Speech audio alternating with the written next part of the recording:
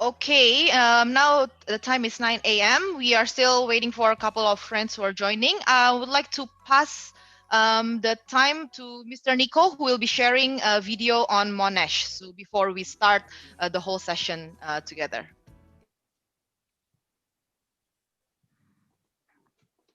Okay, now the time is 9 a.m. We are still waiting for a couple of friends who are joining. I would like to pass the time to Mr. Nico, who will be sharing a video on Monash before we start the whole session together.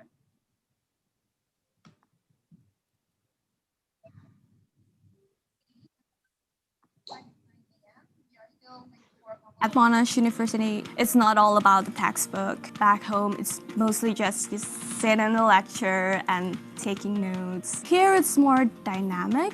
It's a two-way interaction between the lecturers and the students, full of discussion with your classmates. So it's not just one way.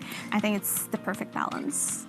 Monash knows the research into learning, and that is that you don't learn by sitting and just taking notes. You don't learn by just sitting and listening. Your brain has to actively use the information. It has to shape the information. The teaching style in India it's more book-based than actually practical learning that you do. I think in Monash, the classwork helps build that foundation, but then the real learning comes when you're actually practically applying those theories into the corporate life. I don't think it's possible to come into Monash University as a student without feeling valued and excited and engaged. It represents, I believe, the commitment Monash has to teaching and learning.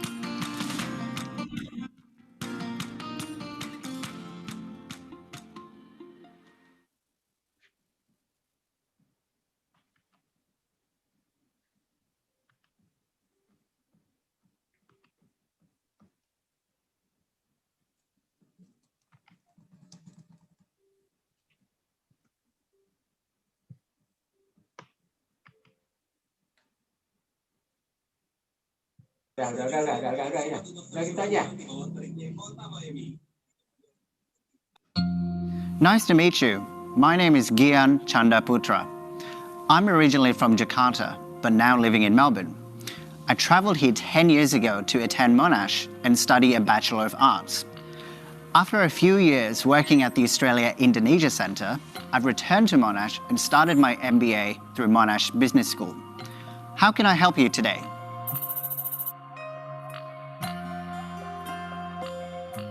I chose to study at Monash because I was attracted to the flexibility of the degree, and it's an added bonus that it's located in one of the most livable cities in the world. I majored in politics, but I also minored in journalism, and Monash helped me secure a placement overseas, where I participated in a US State Department exchange program in Amherst, Massachusetts.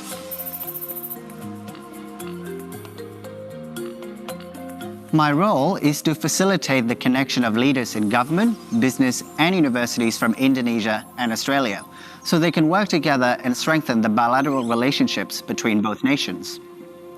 Part of what I do is I manage the delivery of strategic initiatives.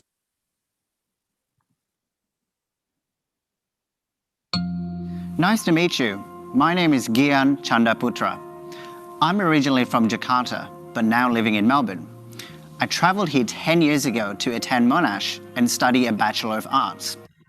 After a few years working at the Australia-Indonesia Centre, I've returned to Monash and started my MBA through Monash Business School. How can I help you today?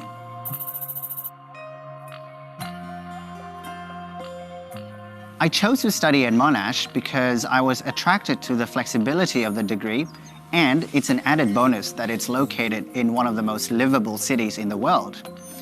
I majored in politics, but I also minored in journalism, and Monash helped me secure a placement overseas, where I participated in a US State Department exchange program in Amherst, Massachusetts.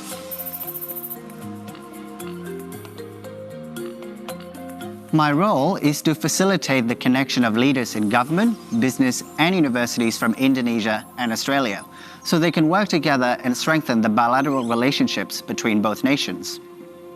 Part of what I do is I manage the delivery of strategic initiatives as well as manage partnerships.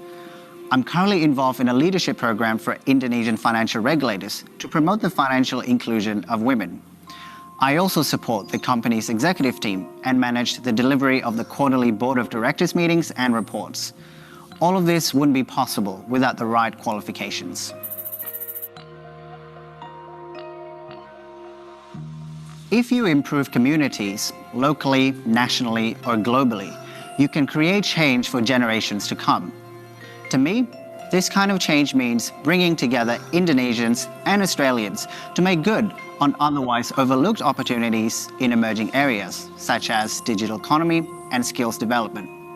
Change is difficult and it takes time, but if you leverage your strengths and knowledge, you can create positive, life-changing outcomes. Thanks for your time and your questions. Studying an arts degree and an MBA at Monash helped me become the person I am today. Good luck with your future pursuits.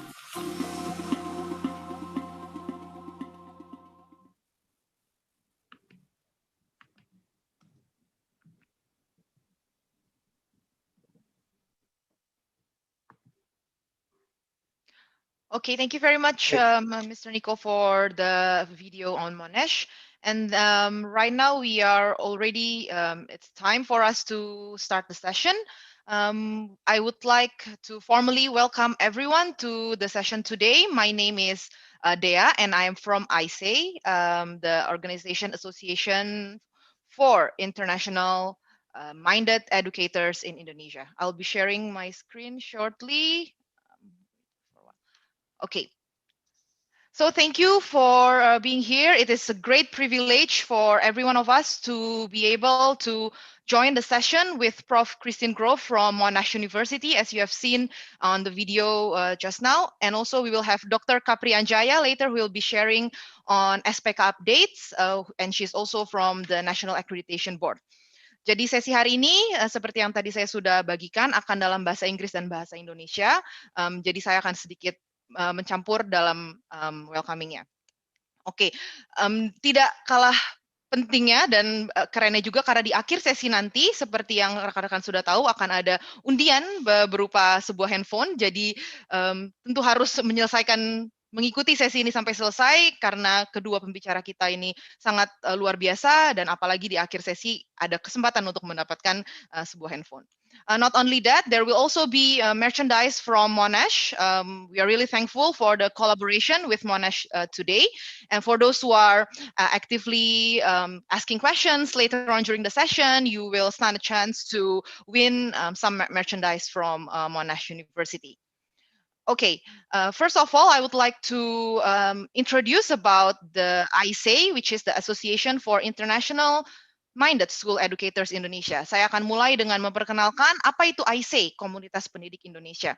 Aisei's mission, we want to nurture progressive and transformational educators for future Indonesia. Kami rindu sebagai komunitas untuk mengembangkan pendidikan di Indonesia melalui pendidiknya di masa yang akan datang menjadi pendidik yang terus berkembang dan bertransformasi. Okay, so here is the management team in Aisei. Ini adalah tim manajemen dari Aisei dan semuanya ini secara sukarela rindu untuk berkontribusi dalam komunitas ini.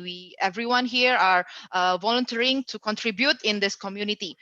And it's not only teachers, tidak hanya guru, there are also kepala sekolah, head of school, there are education observer, or even from the private sectors. Ada direktur utama, PT Jisanindo Prima Consulting juga. Dan ini tersebar di beberapa tempat di Indonesia, tidak cuma di Jakarta. We have representative from Banten, Bali, myself, and also Mr. Dadan from Bandung, West Java. Okay, and who is Aisei? Okay, Aisei is the community of Indonesian educators, and it founded in January 2019. It stands for the Association for International Minded School Educators for Indonesia. It's it's a community of educators that has the mission to improve the education system in Indonesia from the root of its problem, to introduce the international education system, to improve the professionalism of the educators, and to nurture the competence of educators.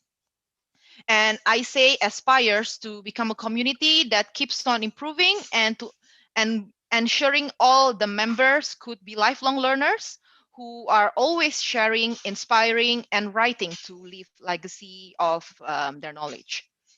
Okay, jadi anggota Aisei sekarang sudah lebih dari 400 anggota. There are more than 400 members.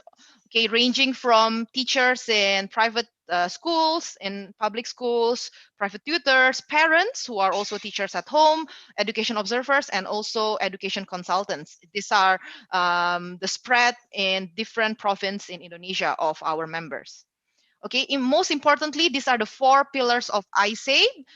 We would like to nurture educators. Okay, we have the general term educators, not just teachers. It could be if you are lecturers or your parents, you have the heart for education. So we welcome you here. We would like everyone here to be lifelong learner, to share to the community after you learn, and then to inspire others to be mindful, and also to write your legacy eventually.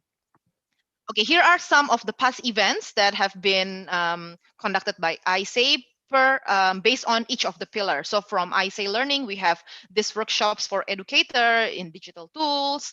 Okay, and it's also spearheaded by Mr. Dadan from Bandung Independent School. And also we have this learning event last year in Bali before the pandemic. Of course, with Dr. Capri, who came to Bali to share about the working in international school. Okay, and then secondly, we have also this sharing platform for educators. We partner with Indonesia Creative Education Institute. So this has been ongoing also since April this year.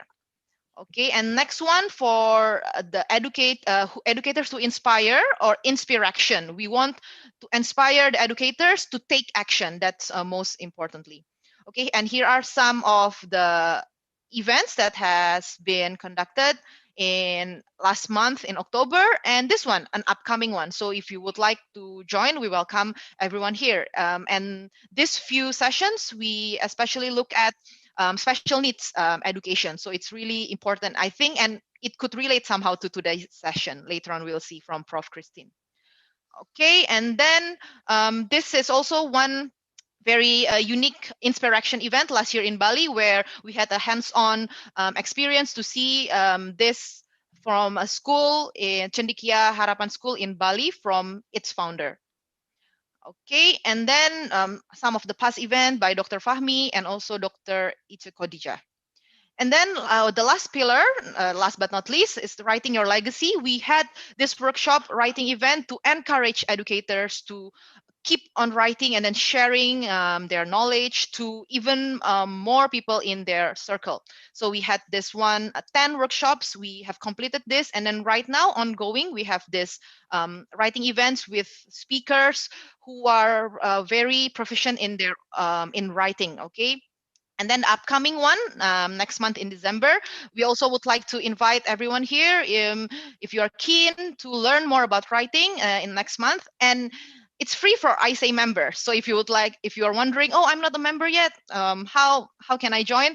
Okay, don't worry. That's why we encourage you to join Aisei so you won't miss a lot of events that we have. You can join from later on. I will have the link for Aisei events.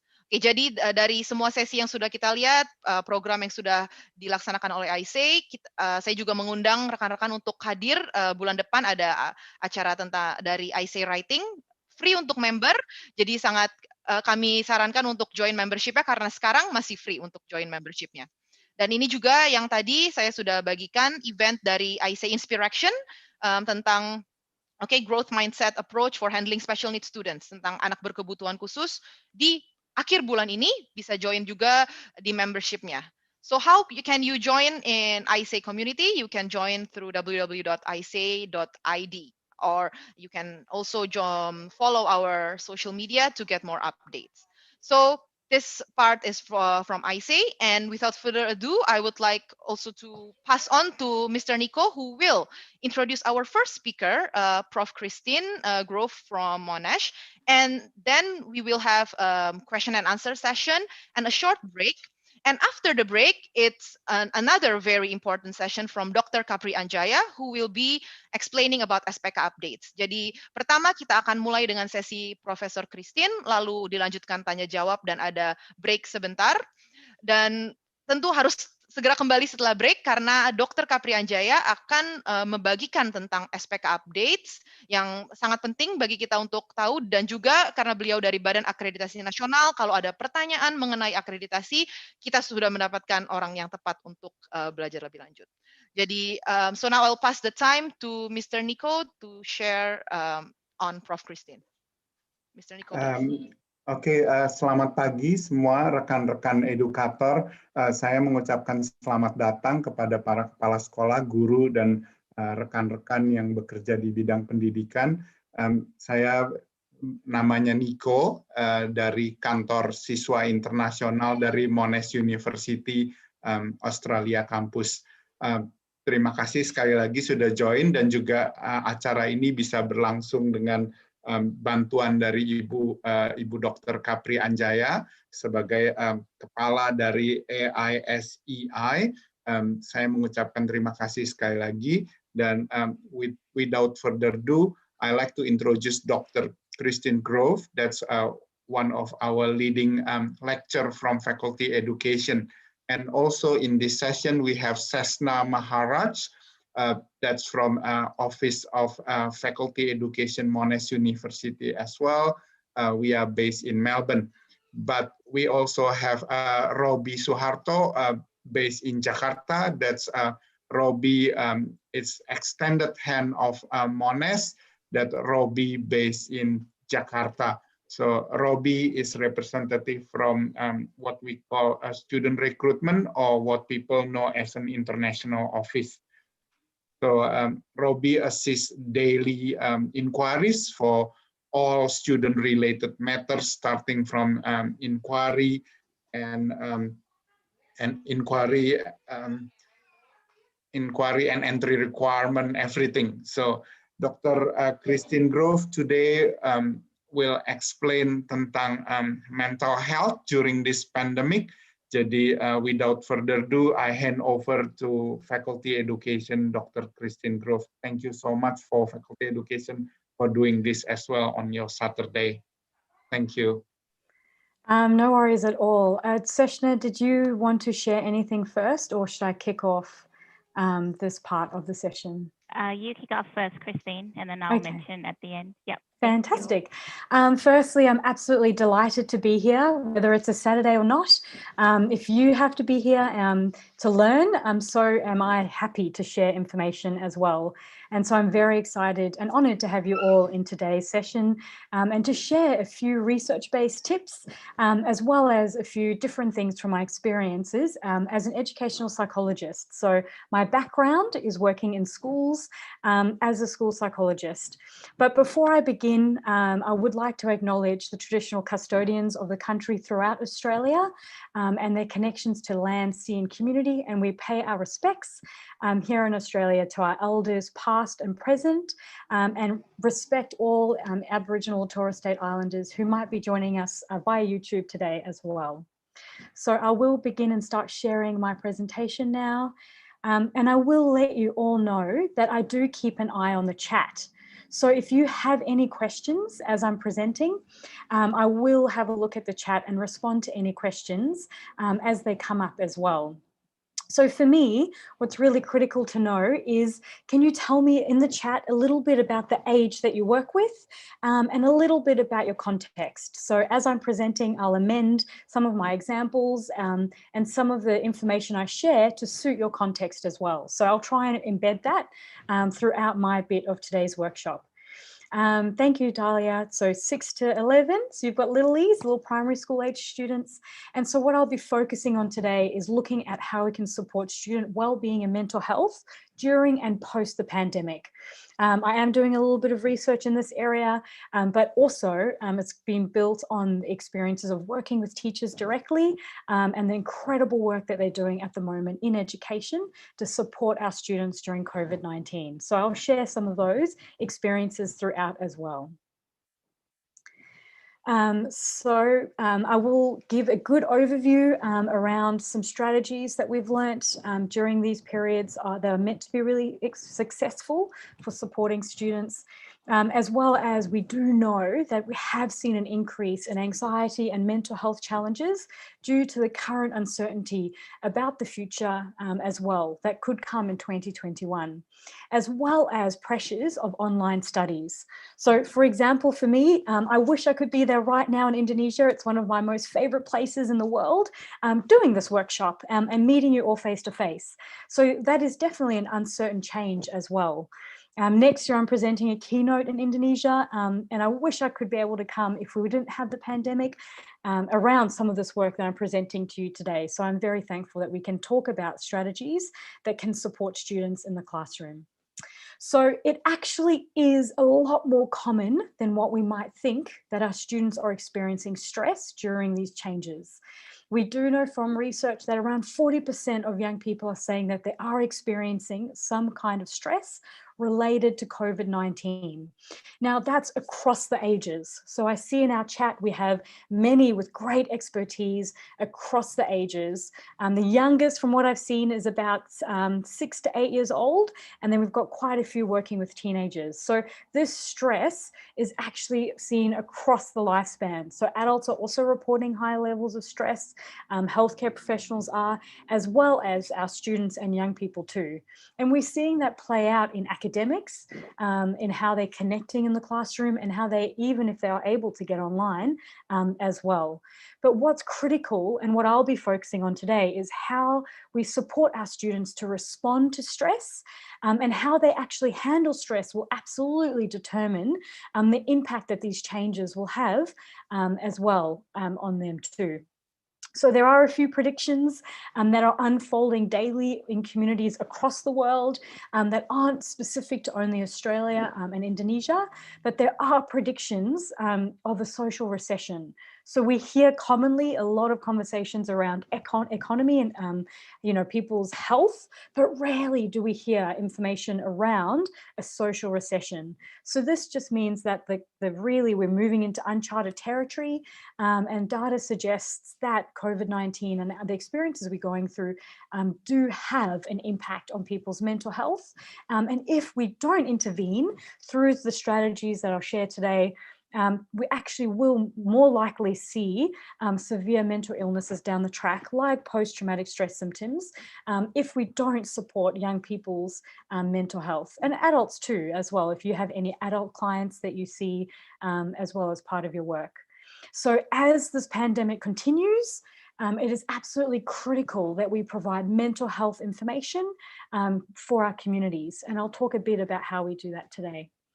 So the key areas that are triggering people's stress, young people's stress, main ones, of course, are around loss of routine, putting on a tough face, being strong, being worried about getting unwell and spreading COVID-19 to families. But the ones in red on the slide are the key concerns that our research has shown that young people have reported to be quite stressful related to COVID-19. So it's been around home and school life being completely disrupted. Just by way of example, in Victoria, almost overnight, our students actually went from being at school every day to then moving into home and basically doing their education at home. Parents were the same situation. They all had to work from home. And so we're in a new circumstance that we've never coped with or experienced before. Another key area is the impact of misinformation around COVID-19, as well as an overload of information relating to what we call doom scrolling. So lots of negative information online, and some of it incorrect about how we can respond to mental health and well-being impacted by COVID-19. A loss of usual self-care activities, so a loss of actually being able to look after yourself how you might usually be able to due to restrictions placed on communities in different settings. And then a really common one that our teenagers in particular have been sharing with us is a loss of special events. So their graduation at the end of schooling, the big school formals or school dances where they celebrate their milestones each year have been cancelled. And that's had quite a big impact on our students' mental health and well-being. So if we know what those triggers are, if we know what the concerns are that are impacting how our students feel about these changes, then we can directly address those as well and support them through the unpredictable changes that are here. So my first strategy is, if you are working in a very specific setting and you have the capability to do this, a well-being school-wide check-in would be really beneficial to see how is your school coping right now in response to the pandemic. You might be in a school setting where maybe things are almost back to normal or how you usually would do them. However, we've still got the worldwide pressure and we still have the knowledge of the impact of COVID-19 and we can't go about our usual activities. So making sure that you do get to know what your current status is in your school. So this is on a school-wide view. You're looking at teachers' well-being, you're looking at students' well-being, and sometimes, if possible, extending out to the community, to parents. How are parents coping and how are families coping during this time? And this will determine exactly what your school's well-being general needs are. And then you'll be able to target the types and level of support that you need to provide in your school. So you might find from a well-being school-wide check-in that maybe you don't need to target grade 9s, for example. Maybe grade 9s are doing well and they're fine, but grade 12s are really struggling with the end of year exams. And so you're able to then support that group of individuals on that level. And then, or you might find that teachers need a bit more support during this time, and you're able to then provide support that directly supports teachers, for example. So this is one scale that I use, and so there will be some in Indonesian as well, I'm sure, that we can look up and investigate. Or you can translate some of these scales that I'll suggest as well. So this is a helpful one on a student level to find out how are your students going, what is actually triggering them right now in their well-being and in their stress. So if you do find that students are sitting at, around a medium stress level in relation to the changes that are happening, then, you don't need to necessarily do too much intervention. But if they're sitting at a really high point rating on a scale where their well-being is at risk, then that's when you do need to do some more tailored interventions for the school or for the class specifically. And then if you have students who are scoring really high on a well-being scale, saying that they're really at risk, their mental health's at risk, and they're experiencing quite high stress, then that's when they might need individual support with a school counsellor or the well-being team quite specifically.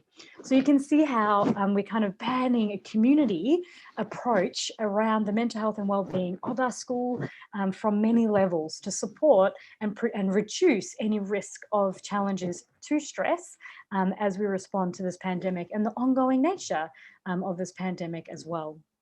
So I'll go through now a few strategies that can support on a school-wide or year level way to a strategy.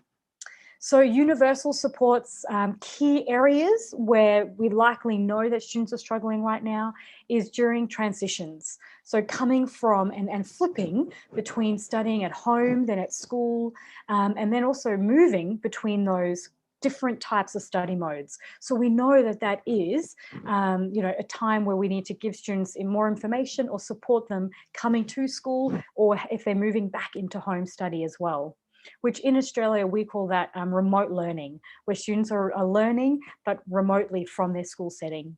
A big one is around social skills. A lot of students have missed that engagement, missed connecting with their friends. And so how are your students going with social connection at school? How are they going coming back to school and reconnecting? But then if they are doing remote learning, how are we creating hubs of support for students in an online capacity? So that's critical to think about. How are we creating and maintaining our students' social skills during these times of change? And then what are our students' attitudes to learning? How can we engage with teachers to support students' re-engagement on tasks? Depending on your school, depending on the culture in your school, you might find that it's a struggle for students to engage in learning. And so if that's one area that you've identified in the wellbeing check that you've done at the beginning, then it's really important to bring teachers on board that response to supporting students' re-engagement in academic learning again. Because some of our students in Australia have actually disengaged quite a bit from academics. And so how do we actually support those students to then re-engage and reconnect? So one way has been through a lot of individual tutoring to bring students back up to speed with the academics to be able to support that. And that's come directly through our government as well. A really big area on my last two for the universal supports is around feelings and emotions. So what actually are your students' experiences of COVID-19? How are they coping? So finding out that information is important to know exactly what stress levels and what kind of emotions are you dealing with and responding to in your setting. And then also the basics, which I find students forget about all the time, is their physical well-being. And I'm meaning basic routine. Are they eating healthy? Are they getting enough sleep? Are they connecting socially with their friends? And those will be prevention in developing mental health challenges during these times of uncertainty. I usually find that it's the first thing that students and parents forget about in these times of stress. So it's important to check in, what are their routines? Because they're completely different now to how they might have been pre-COVID-19. And on this sheet is a range of fantastic universal resources where I talked about how can you actually do universal assessments or universal check-ins as well. And so this is, you can see there, I've got a student check-in for different ages, so primary and secondary. I've also got their different lesson plans to support teachers to incorporate social emotional learning and well-being in their current lessons, as well as ways that we can check in on teachers and parents too. So there's the link. Session is fantastic and just shared that with everyone. And you can download these all for free. They're all available online, and you can translate them and amend them to suit your context as well. We will share these PowerPoint slides if you'd like them at the end as well. If you do want to translate some things as well, more than happy to share that if you'd like to.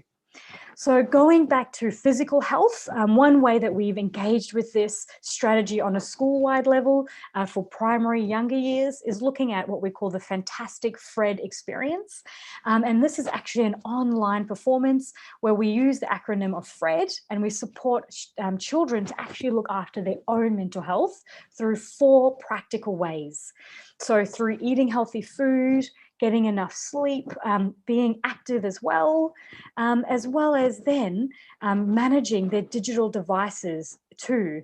Because what we do find is one really big trigger is too much information. Knowing too much of the external inaccurate information as well that's floating around through digital devices. So we actually build that in now to our physical health strategy. Food, exercise, sleep, but also our digital time as well around how we are using our time on the internet and time using our digital devices. So it's not only internet, it's also watching TV shows, playing video games. And so managing that time is really important as well. So it's really great to see that I've got some fantastic questions coming through. So if they do come through, please ask them in the chat and I'll get to them at the end. And I'm more than happy to hear your perspectives as well, and also to answer some of the things that you're going through as well. So if you sent me a direct message, we will get to it at the end of this presentation as well.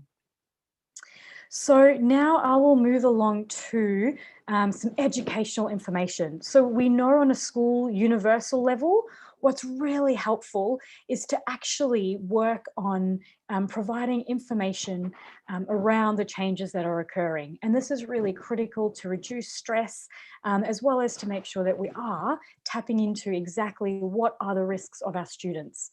in our school. So this will depend, the information you share will depend on the results of your well-being check-in. So you've done that first sort of preliminary assessment to see exactly what are the mental health and well-being levels in my school, and then you're then able to tailor your response to what those results are. And every school will be different. I've never seen one context the same. So really critical, it is important that we do focus on you as the leader or the educator and the adult being really informed about what's happening in relation to COVID-19. It is important and critical to actually talk about what is happening currently due to the world changes. So the article Sesha's just shared provides very specific strategies about how to talk about COVID-19 with young people, how to address some of their questions as well around COVID-19, whereas we've seen some families have lost jobs. Actually, quite a few of some students' family members have had COVID-19. So how do we actually talk about that in our school setting? So that link that Session has shared is a really helpful way to have those conversations about the changes that are being brought due to COVID-19 as well. Also really important is to talk about routine as well and bringing in as much predictable routine in the school day as possible. So a few of the comments I've actually received is that quite a few people are experiencing a lot of changes in relation to COVID-19, and so they're finding that actually they need to decide how will they manage the individual child's anxiety and worries, and what will they do to support that. So on an individual level, establishing a new routine will be incredibly supportive to support students who are experiencing stress or anxiety around all of the changes that are happening. And at the end, I go through an example of a routine that's found to be really helpful as well. So sharing information in really concrete ways is helpful. So talking to students about what they are doing to help with the changes that are coming, correcting any misinformation, as well as then sharing information with parents and schools.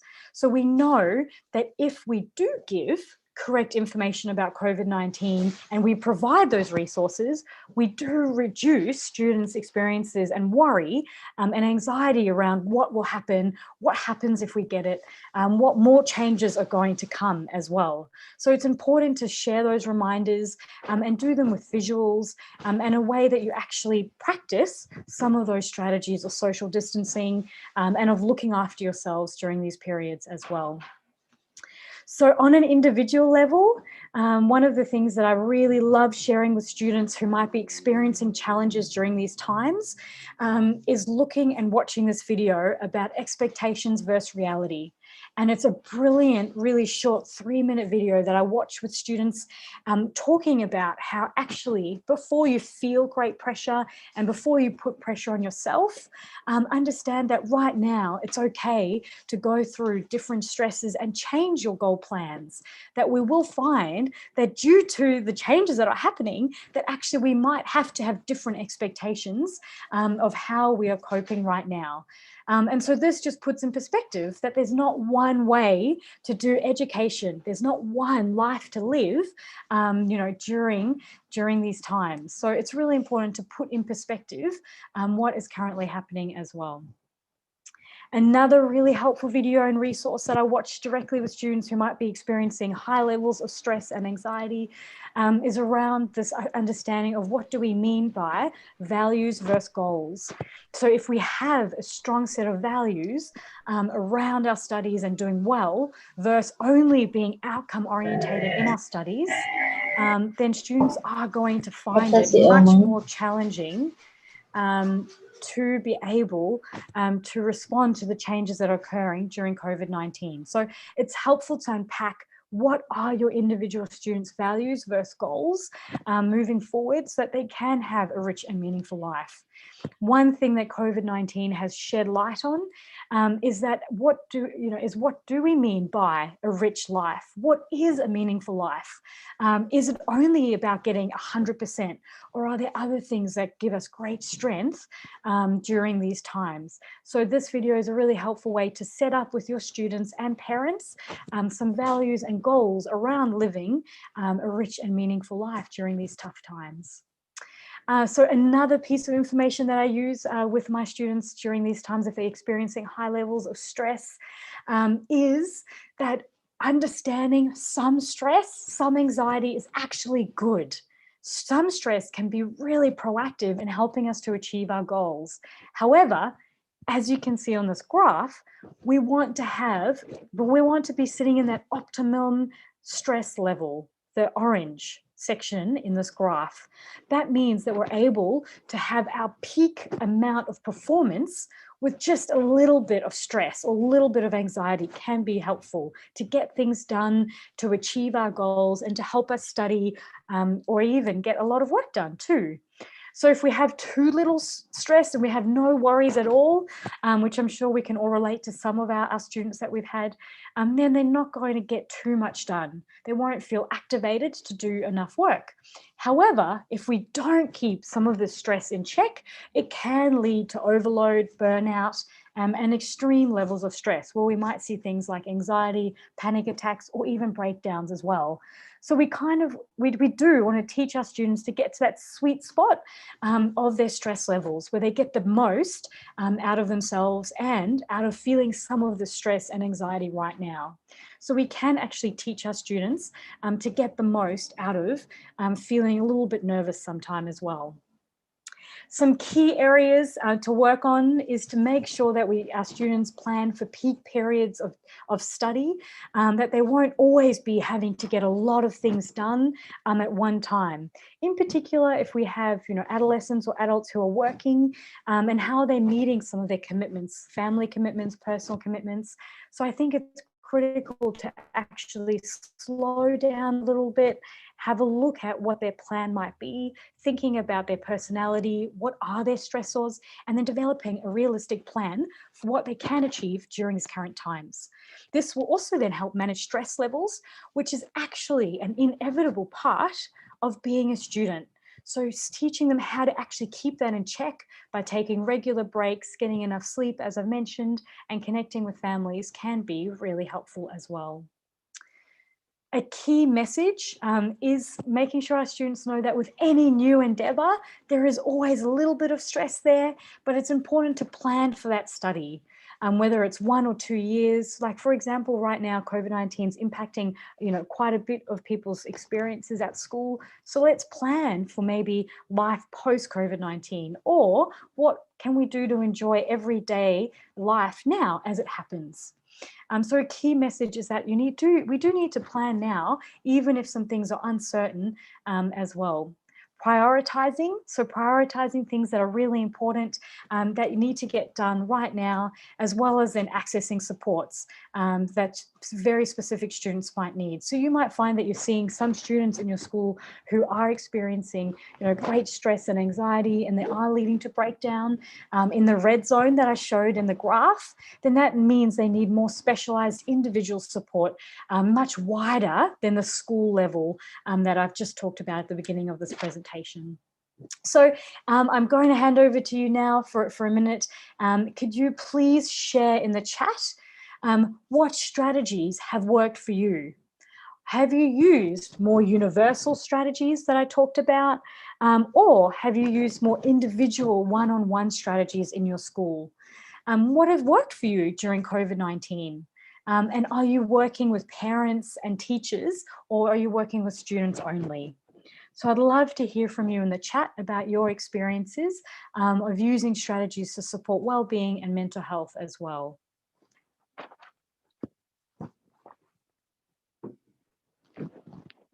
So if you could pop them in the chat as I'm going, that would be fantastic. And I'll have a read as I present the next few bits as well. Yeah, okay, so I'm getting a few private messages. So actually quite a few of you are working on individual level as well as on a universal level, which is really interesting. I do find that often we wear a few hats in our profession, where we are working, mostly with students individually, but then sometimes parents or teachers come into play as well. So thank you for sharing that information. So on an individual level, supporting and managing students' expectations around endings of school and during transitions is important. So discussing about the multiple changes that are occurring and living during lockdown or not living during lockdown, depending on your context, is critical to manage and discuss those unexpected changes. So we know that anxiety and mental health challenges are arising from the uncertainty. And so bringing some level of certainty through plans or study goals can actually give students more control and a sense of control over their circumstance that is changing around them as well.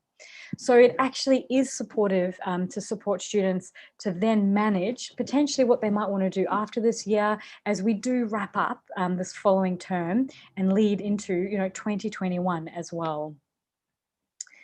So a helpful way is to communicate honestly with our students about what's happening, potentially about realistic goals that they need to set for the future, and that actually it might not be what we anticipate or expect moving into the future. So optimism and hope are really helpful to support managing anxieties and worries and looking potentially to the future for a positive outcome and positive changes that can come too. So we need to include parents and teachers and carers of our students in some of these considerations and conversations because it actually can help support that student when they leave their individual appointment with you, or they go home, or they go back into the classroom. So communicating honest information is helpful and critical. One way I do this is through using a brilliant free back to school bubble book. And you can actually get this book in a range of different languages around the world. And it's a really helpful way to support setting up new transitions, as well as having discussions around all the changes that are occurring during COVID-19 as well. So I see Session is sharing them. Yep, fantastic. Thanks, Sesh. But also brilliant to see is how many of us actually are working on an individual level as well as on a systems level too. So supporting the community as well as supporting families and individuals is a critical nature of your roles as well. So normalizing worries and anxieties during COVID-19 is critically important, particularly if the students experience trauma or they find that their condition has been quite triggered by unexpected change. So students who are experiencing more trauma in their lives, they can actually be quite triggered due to their normal situation changing so regularly due to restrictions, due to social distancing practices as well. So normalizing these reactions is critical and actually discussing about how students are feeling uncertain during these times is also really helpful too. Encouraging children and students to talk to each other and their family members. So not keeping things bottled up, not keeping things in private is really helpful. In particular, sharing any worry or any stress they might have, no matter how little or small they think it might be. Because from research, we've seen that that can manifest and grow into bigger feelings of anxiety and stress. So making sure that we are supporting students to have the language to talk about what their worries are and share them, no matter how small or big they might seem to a child or a young person. We also do need to be providing some strategies to parents through either newsletters, webinars, or specific meetings to help parents support their children at home. So basic things like breathing exercises as a really helpful way to reduce levels of anxiety or stress experienced by their children too, including doing physical activities and actually getting out outdoors for a couple of minutes or 20 minutes a day can be really helpful as well. So basically working in collaboration and partnership with our communities is critical. During these times, given one of the really big stresses that I talked about at the beginning is the unexpected cancellation of special events in young people's lives. So focusing on some of the accomplishments or successes or lessons learned during this year, rather than only focusing on the losses can be really helpful as well as young people respond to and deal with the changes that are happening due to COVID-19 and the cancellations of many events that they're experiencing. So they might not be able to mark through physical celebrations, but organising virtual achievement assemblies, even planning to mark the end of the year in a formal manner through a visual achievement assembly online. So sharing our successes that we have had this year, even if it's not how we might traditionally know them to be. seeing and using this moment as an opportunity for transition and growth, rather than seen as a loss and a personal grievance, can be quite helpful as well. Giving young people the opportunity to share and celebrate their achievements during lockdown, as well as making sure that we then distribute those achievements to the community through newsletters or the school websites can be helpful. And asking our individual students to write down some of the positive experiences that they've had at school as well. So one of our research studies, we actually found that when we asked young people what they thought about school and their experiences, they actually did write a lot of positive things they got out of this year so far. And one of the most critical was they realized that their teacher really cares about them, that the teacher wanted to hear from them every day, that their teachers actually tried to connect with them during lockdowns and when they weren't teaching and learning at school. And so quite a few students said their most positive memory from this experience has been noticing and realizing how much their school actually cared for them. And they didn't realize that school was such an important part of their lives. So there are different kinds of successes or learning opportunities that we can take from these times. For some, there might be only a few because some student circumstances are really tough, but working on some of those memories can be helpful as well. I also suggest establishing an online yearbook of actual memories that students can look back onto from this year, or even sending certificates out to cohorts of students to support successes that they've had throughout this year. Also important to recover from disappointment and from a crisis is that it might take time. So sharing messages of hope during these periods is important because we are learning, but it might take time to experience and get our social networks back up to scratch as well, and reconnecting with our networks and communities. So maintaining social connections important as well as making sure that we're connecting and supporting our students to connect with loved ones, families, siblings, and building those relationships too. So when you do have a student that's coming to see you individually, it is really important that you do make sure you're looking at a social support network plan for them specifically. We know that a big prevention of mental illness and mental health challenges, in particular during COVID-19, is creating that support that they can have through social connection. Young people only need one person, one adult in their life who they trust and who is caring and trustworthy. So that is critical to have that support set up, and establishing that with your individual student will be really helpful too. I've got some really interesting comments about different experiences as well. So I'll get to reading that as I get closer to the end, which isn't too long, so I can answer some of your questions as well. So thank you so much for sharing your questions. I do appreciate that.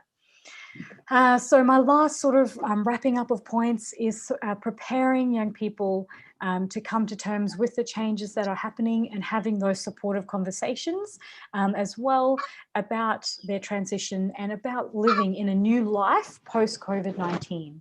So having those conversations and preparing for that is important. It is critical to also create some coping skills around this loss of self-care, being creative around new ways to manage stress and manage anxiety as well. So being creative is very, very critical. Using YouTube for mindfulness exercises, or reading books, or setting up new strategies that are helpful right now is critical to do with your individual students as well. So self-care is a prevention, and just having a usual self-care routine established is really helpful as well. So here's an example of one new structure and routine that you might establish with your students. So setting up a brand new, maybe if they're working from learning or working from home, setting up a new routine and structure and a daily schedule. So basically, when are they studying? When are they having breaks? When are they doing some self-care? and when are they getting out to do exercise and having lunch. So actually helping students to individually create their own new routine can reduce some of that stress and anxiety that I was talking about at the beginning. And this is different for every student. So I'd use this for some of my students who might be starting to experience burnout or really high levels of mental health challenges, just because this will actually then give them the opportunity to have some control in their lives and set up a new structure in the face of COVID-19 as well. And then this can be adapted to suit your student's background, because a few of the comments I've received in the direct messages have been around, in 1 year level, you actually have students from a range of different backgrounds. So how do we amend some of these strategies to support different kinds of students in the face of multiculturalism as well? And so I would suggest that actually really getting to know your individual students and getting to know their backgrounds, so that you then actually communicate in the most appropriate way for that student. It might not be online. Maybe you are able to do social distancing and meet with some parents. Maybe for the certain family backgrounds, that's too confronting. And so hosting an online webinar or emailing information directly is a really helpful way to connect with different backgrounds. So being creative and using different methods to connect with families and students during these times is critical for counsellors as well. And I mean, this looks, very, looks really interesting that we're building chore time, for example, for a student. This is one of my students' daily COVID-19 schedules, but they actually really enjoyed being able to contribute to their family home and to their household. And so building that in was part of their strategy to actually have some normal life and normal perspectives brought into their life now during this period. Here is a fantastic resource that provides lots of different templates that you can use around building a transition to home and school life, as well as around setting up new routines and schedules as well. They're all free and you can use them for different levels of students. So there's some that are visual, there are some that are actual different kinds of writing routines, or you can of course make your own as well. So in summary of what I've just shared, is what's most important is that you know your community, you know what your individual problems or challenges are within your school, as well as then applying a flexible and tailored approach during this crisis is what's being found to be most effective. So some of the strategies that you might have done for the last 5 years have also probably changed quite a bit to now responding to the different needs that are coming through in your communities as well. And it is really different to adults versus, high school students and versus primary school students as well. So as long as you know your community and you can connect with them, then you're able to tailor exactly what they might need using a flexible approach. One thing that I set up for all of my students was that I couldn't meet them. I couldn't see them because we're in very strict lockdowns here in Melbourne and Victoria. And so I created a virtual classroom online using Google Slides for them to get to know me, as well as for them to also get to know and explore my favorite wellbeing resources. So this is an example of my virtual classroom, and thank you so much, Seshna, for sharing my virtual classroom. If you click on that link, you'll be able to see all of the resources that I have that I've put in one spot for students to access during this time. So in there is information around COVID-19 and what to do, how to respond, that they're not alone, information and strategies around mental health and well-being on an individual level, so that they can access these if they can't get in to see me, or if they do just need some little bit of support during this time. If you are finding that on an individual level that you are seeing students are experiencing and showing a lot of behaviour related to trauma, which can happen as well, then it is important to actually look at potentially using a recovery framework where we do respond to students in more of a trauma-informed lens. So this is basically looking at, and it's been recommended by professors in the UK, to actually focus on relationships in our post-pandemic recovery. It's really critical that we actually put at the heart of our response is relationships. We can't expect students to return joyful, thriving, but what we can do is actually plan to support them during this time. So using and building into our community a trauma-informed response post-pandemic in our recovery will be really critical in our response to reduce mental health challenges that we're seeing on the increase right now. So relationships are at the heart, putting well-being at the heart, and working with our communities is really helpful as well. So I'll just focus in on the last point there, is making sure that we do have space for our students to rediscover themselves right now and to find their own voices during these periods of change. So some students are going to be more disadvantaged than others. So making sure that we do manage our expectations and we are flexible to their experiences and their sense of loss that they're experiencing during this time. And to do that, we can use a recovery focus where we do build on using relationships and students' well-being at the centre, instead of only focusing on academic outcomes as well. So that link that Seshna just shared is a recovery lens where we can build relationships into our response as well. So everything I talked about is on this link here, which are all of the resources around how to talk about COVID-19 with students and how to actually share information that's developmentally appropriate for children and young people. Most of these can be downloaded in different languages as well. So depending on the language in your context, you can actually download them in different languages.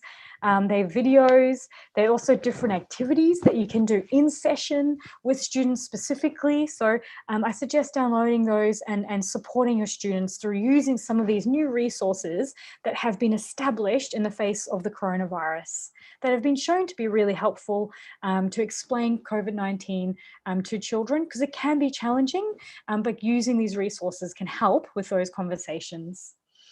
And then, of course, some of you in the early years, I haven't forgotten about you, but right now, in terms of supporting mental health and well-being, using strategies of play and using play is a really helpful way to actually support our young littlies during these periods of change. They don't need the same amount of information as primary school or teenagers need, but they still do need support in understanding how and do we respond to all of the changes of COVID-19. So again, here are a range of free resources to use if you are using play therapy and want to incorporate some COVID-19 strategies as well within your sessions.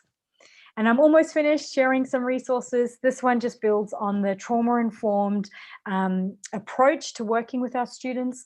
And here are a few more resources about how to include vulnerable students within our education system during these periods of change. So this is very specific to our students who might be on the level of experiencing great stress and anxiety, who might also then be needing a little bit more tailored prompts and care during lockdown. And this is using strategies like building in their experience, talking and using their voice during these periods of change, in particular if they experience sort of adverse childhood experiences as well.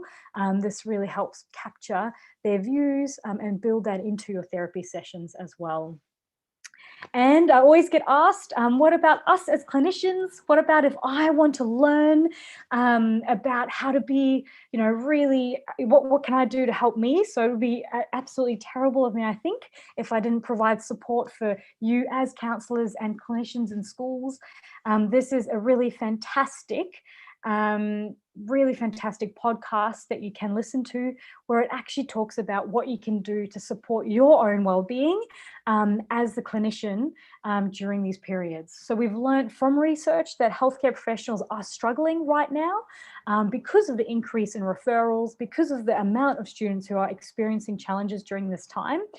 So this is a really helpful link to also support you to manage the challenges right now as well. So thank you, Seshna, for sharing these resources. We'll share them all around. There's a couple more there. The last one there are just for school counsellors about, range of resources about how to create a Google Classroom if you want to create something like that. How do you actually talk to parents? So there's a few more resources there as well.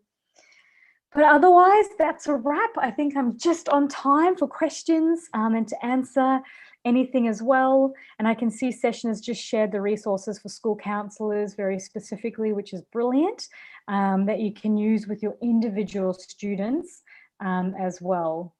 And then all of the readings, if you did want to extend some of the readings and your knowledge about what I talked about today, here are a few of the readings that build on some of the key bits that I discussed in my presentation. But of course, I'm always happy to hear from you as well and to hear what your views are and if you have anything or any questions. Okay, Dr. Christine, we thank you very much for your sharing. First of all, we give her a reaction, a round of applause or a thumbs up for the sharing. I believe it's very beneficial for everyone. And I'm sure perhaps some of the participants have sent you some questions at the moment. And we are also waiting for some more questions. While waiting, we would like to take a group picture together, the That's so COVID-19 lovely. type of picture. So I encourage everyone to turn on your video. Boleh hidupkan videonya. Kita mau foto bersama. Sambil kalau ada pertanyaan boleh dituliskan di kolom chat. Yes. So I will pass to Miss Eka who will be taking picture. Oh, wonderful to see all of your faces as well. From all around Indonesia. Absolutely wonderful. Oh my goodness. If only I could be there face to face with you now. That would be delightful. Yes, hopefully soon. And you're all smiling. Oh, fantastic.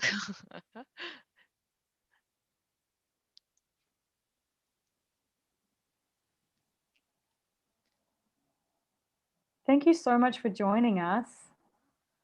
It's really a great privilege to listen and learn from you, Dr. Christine. I just like to ask Miss Eka, is it done, the photo taking?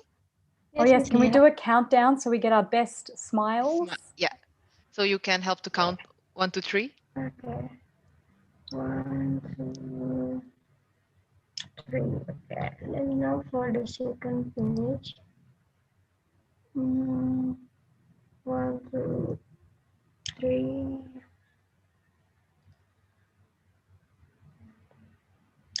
Okay, then Miss Dia. Okay, thank you so much, Miss Eka.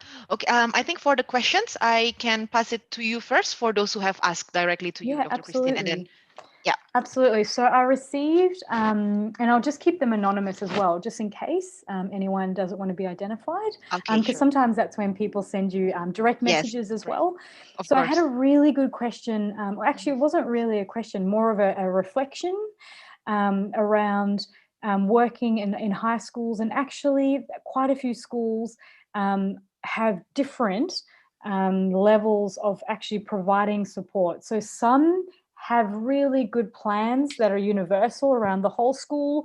And then actually what they found, which is really interesting, that those universal approaches prevent you actually working on an individual level.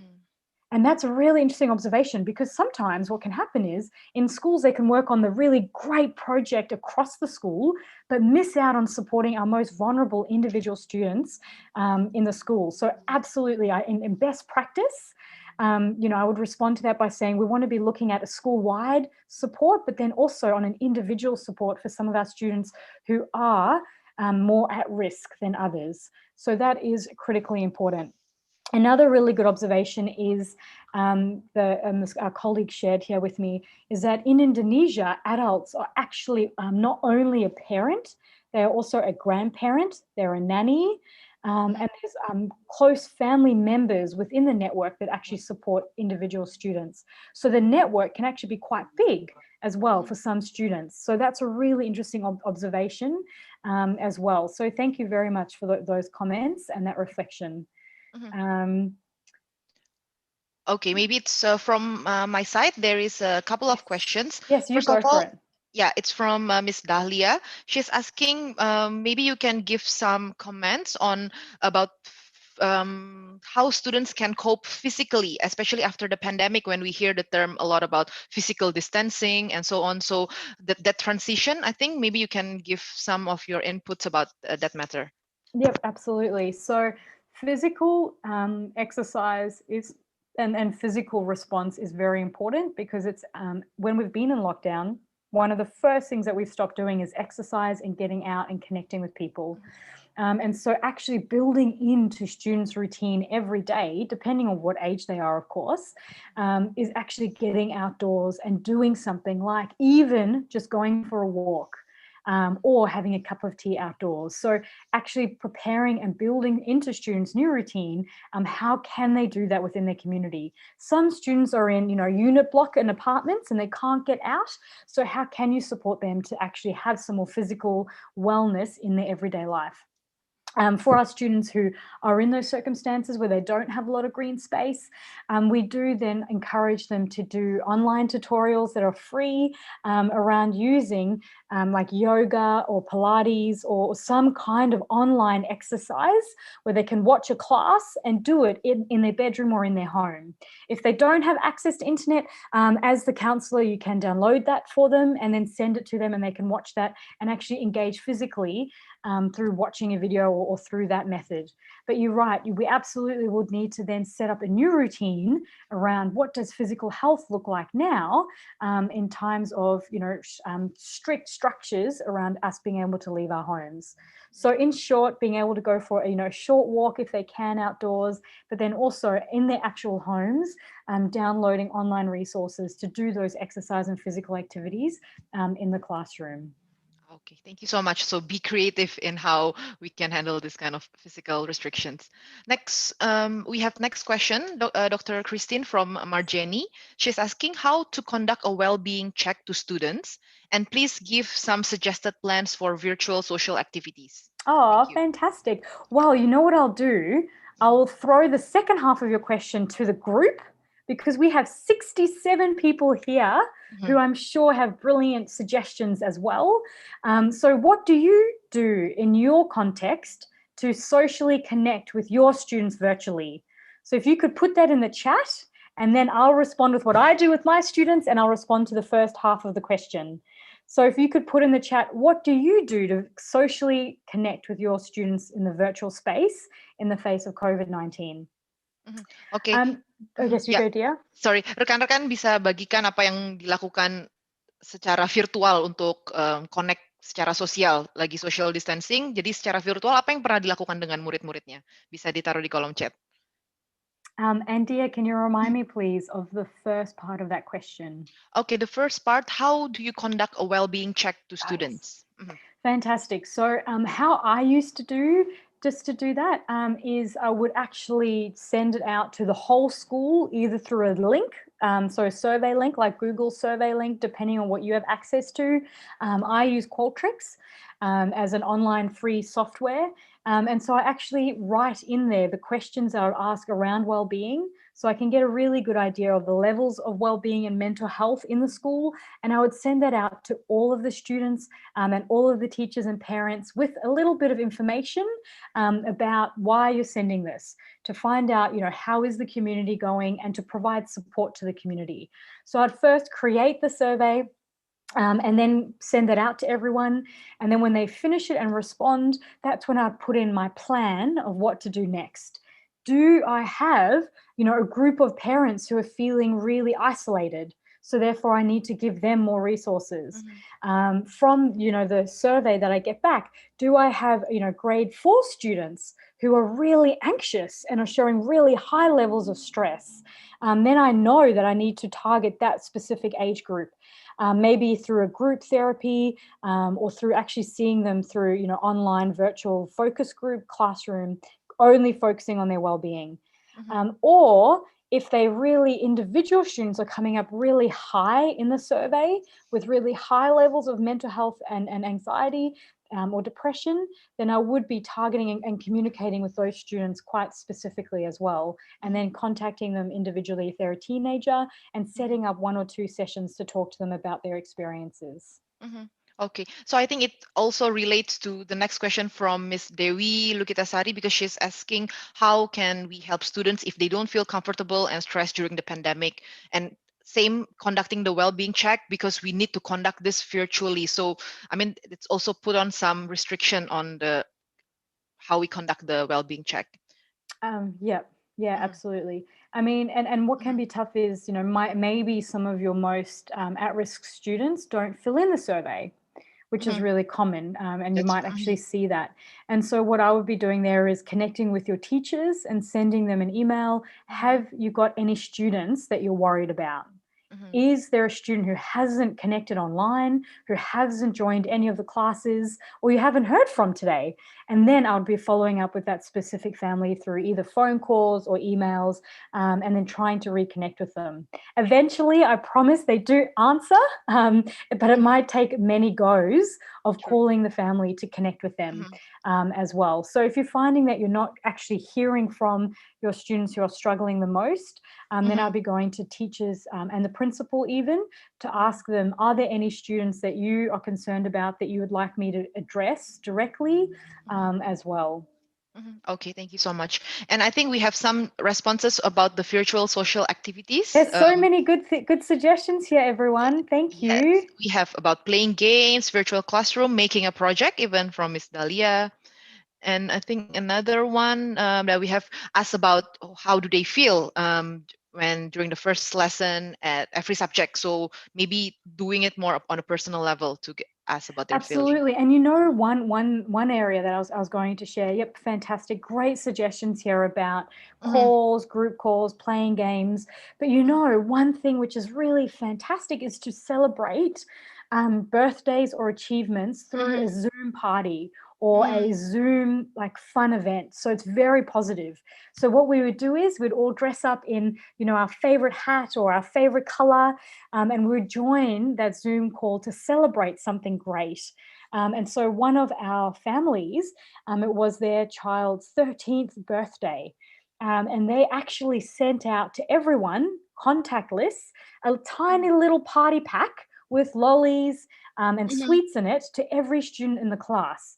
And then, they left a note and said, please only give this to your child when we have the Zoom meeting or the Zoom conversation. And so they all joined to wish, one of the students a happy birthday, and they got a little baggie and a little pack to celebrate some good things as well. So, right, the COVID-19 experience has forced us to be very creative and think outside of the box. And to be honest, that's okay. We need to be innovative in this time of adversity. And so it does take us to another level of thinking about how we can connect with our students. True. Thank you so much, Dr. Christine. So actually we have about 10 minutes left and we still have a couple of questions. Yes. So I'm really sorry if I couldn't finish all the questions, but we'll try our best. So next one we have from Miss Dia Putri Pramiandari. So hi, Prof. Christine. Allow me to ask a question. How is in Australia in general? How far the political and social issues and the government policy play a role in education, especially during this pandemic? And how far do the educators in Australia support or manage the stress on parents? Maybe you have some experience on this. Thank you so much. Absolutely brilliant question. And the reason why that's such a great question is because pre-pandemic, I don't think we realized as a community how much the government has an impact on students' progress and on how students are going during this pandemic. So in Victoria specifically, we've had very, very strict lockdowns to support, reducing spread of COVID-19. And so that's meant that we've actually had to live within 5 kilometers. We haven't been able to leave out 5 kilometers. Parents and students have all been at home during, almost 200 days in this year. And that's been government legislation or, really strict rules for us to be following this year. So that means that almost all of our students in Victoria, and then also for a period across Australia, at the beginning of the year, we're all studying and working from home. And so that's actually seen a very different impact than what we might have thought would happen this year. So we have seen increases in mental health challenges in our communities, and we have seen students not performing as well as they might have expected in their academics because they've missed out on some of their education as well. So we've seen parents step into a kind of teacher role for the first time in their lives. They've never been this involved in their child's education as they have this year. So from parents' perspectives, they've actually said, we are so thankful for teachers. We didn't realize how much they're actually doing to support our students' education. And then from teachers, they've said, we've really missed our students and we don't want to do online learning forever. We do want to be there with our students face-to-face in the classrooms. So Australia is definitely not exempt or not experienced COVID-19 impacts. We certainly have through very strict lockdowns for most of this year. And a lot of our students have experienced disappointment in not being able to do events that they always wanted to have done this year. Okay, thank you so much for your answer. We have another question. Now it's from Bogor, from Mr. Agung Darlianto. So he has two questions. I will try to summarize his question. So the first question, he's asking, yes, he's very interested in about well-being for students and teachers. And his question is quite interesting, I think, because he's wondering if parents' involvement is influencing how students are performing, because he has this kind of situation where some students are working really hard because they want to please their parents, or their parents have actually set a certain path that perhaps the students are not really interested in. And how is your suggestion to deal with this many layer of student supporters when they seem to be really sticking to their noses into their teaching business? This is the first question. Perhaps you can respond to this first. Yeah, absolutely. So that's really interesting because from our research that we've done with parents in Australia, the parents are actually saying that they've tried to not do everything. They've tried to actually reduce all of the work that their students are doing, their childs are doing, at home, and just doing the main bits of information that they need their child to learn. So they've actually set up routines where only in the morning they've done schoolwork for maybe 1 hour, and then the rest of the afternoon, their child is, free to do fun activities. And so that's a really different, I think, experience to maybe what you're describing then, Indonesia, around parents actually becoming over-involved and over-invested in their child's education, which is quite different to what we're seeing here, where parents are actually going, I can't do this as well as work, as well as manage all of their studies. So what I would suggest in those situations is potentially try setting up a routine that builds in the student having breaks and regular brain breaks, and making sure that they do have a routine that's about being at home that doesn't overly involve the parent being too structured around those studies, and then getting and building that with the child and the parent as well. And I'd be using a lot of educational information around how important it is for students to develop their own sense of agency and self-efficacy in their studies, as well as then being able to grow in their own ability to self-regulate and study, but then also only coming to the parent when they need to. So a lot of research shows that that is a good model to use. And so I'd be educating the parents a little bit about how taking a step back and letting your child develop some of their own agency in their studies is also critical too. Sometimes with these types of parents, having a really good structure around that routine is important.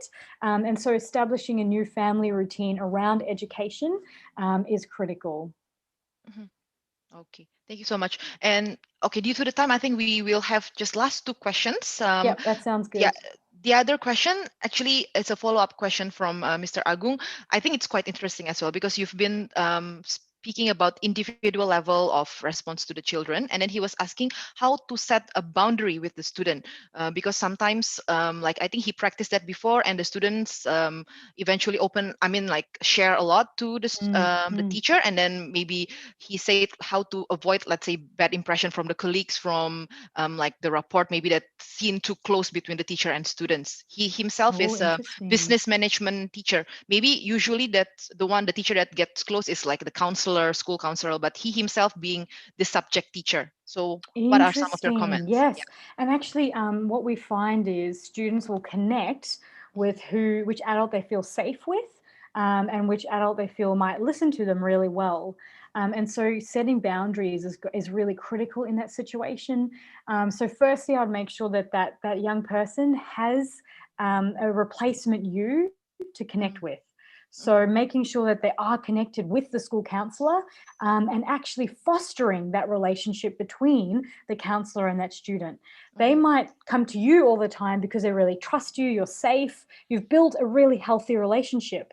And so making sure that there actually is a person who can provide that counselling support to that student that's not you is really critical. So once you've established that other adult relationship in that young person's life, if they do come to you too much, you can say, oh, great comment. That would be really good for you to unpack or talk about in your counselling. And then actually advocating and showing and role modeling, getting help or seeking help from the professional in the school. So you never want to shut down a student from coming to you to talk about things, but you do want to set that boundary. And to set that boundary is making sure they have another adult in their life that they can trust and share that information with that's in a professional level. Okay, thank you so much for the response. So one last question from this session. I'm really sorry for the other questions. Perhaps later on you can email Prof. Christine. Okay, Absolutely. this last question. Always happy to hear from you. Correct. This last question is more on how do you think teachers can maintain their well-being? I mean, when they are... Great question. Yeah. You know, it is so critical that teachers maintain their own well-being, and it's so critical as well that counsellors and experts who are health professionals in our schools maintain their own well-being. I actually just ran a whole session on this. So to do it well, you really do want to, attend a session that focuses on self-care properly and how to maintain your own well-being. But in the period of time, I don't have another 2 hours with you to talk about this. But what I will say is creating a self-care challenge for yourself individually that you engage in every day. So every day, whether it's a mindfulness, a prayer, a cup of tea, but engaging in something that supports your self-care during these times is critical. The first thing that teachers do is help a student, respond to a parent, get ready for teaching. But they always forget to have their favorite tea or their favorite biscuit and take a rest and a break every day, especially right now in these current times where stress is building. Making sure that you have that moment to step back every day and building that into your routine is also critical. Okay, thank you so much, Dr. Christine. That was the last question from Miss Andri Nurchayani. Okay, so right now we are going to have Seshna to share from the university. I will pass the time to Seshna Maharaj, please. Thank you so much. Thanks, Dia. And thanks, everyone. And thanks, Christine. Thanks, now that Christine spoke about the workshop, I just wanted to let you know a little bit more about who we actually are at Monash Education. So both Christine and myself work in the Faculty of Education at Monash. So we're one of the faculties at Monash University in Australia, based in Melbourne. So it was really interesting, Dia, when you were talking about the goals of Aisei, because it's very similar to the work that we do. So with our teaching and through our research and the engagement work that we do, we also want to improve the work, the quality of education, not just in Australia, but around the world. And it's the same with counselling and educational psychology, which is what we also research and teach in. We want to work to improve the well-being and mental health in our communities. So we have amazing academics like Christine herself who work with us and research with us. And we also have alumni and students who all share the same passion and goal as well. So we are one of the leading faculty of educations in Australia. So we currently ranked #1 in Australia and actually top 15 in the world, which is a really fantastic achievement and something we are incredibly proud of. And it is a really good reflection of the high quality of our teaching as well as our research. If you don't know, we are based in Melbourne in Australia, and education itself is taught across 2 campuses, which is our Clayton campus, which is our biggest campus, as well as our amazing Peninsula campus as well. This is just a snapshot of what we offer. We're really proud. We have quite a number of Indonesian students currently studying in the faculty, whether that's doing postgraduate or studying their PhD with us. And we have a lot of our alumni as well in Australia and in Indonesia. And at the end of this very short presentation, I'll show you a video of one of our alumni who's doing amazing things in Indonesia at the moment. But in a snapshot, we have courses for students who want to become teachers. So they want to register to become educators, whether that's in early childhood, primary or secondary schools. And then we have a suite of what we call professional education courses. And this is for educators like yourself who might want to develop their expertise in certain areas and want to gain professional development. So one of the courses that's most popular with Indonesian students is our Master of Education course. And within these courses, we have specializations in digital learning, which is, as we know, is really important, as a lot of schools had to shift very rapidly to online learning. So it's about how we introduce or implement digital technology in learning. We also offer early childhood inclusive and special education, so all about inclusion in schools, as well as educational leadership as well. And of course, we offer a PhD. We have many Indonesian students interested in doing research with us. And we offer a suite of counseling and psychology programs as well. So a Master of Counseling and Postgraduate Psychology. I won't talk too much in detail about this, but one of the great things about education at Monash is a lot of our courses have industry experience while students study. So whether students are studying teaching, counseling, or psychology, they will gain industry experience during their studies. And the job outlook in Australia is quite strong in these areas. And something that we're incredibly proud of is now that we're talking about mental health and well-being, every student in the faculty has a dedicated, what we call education success advisor.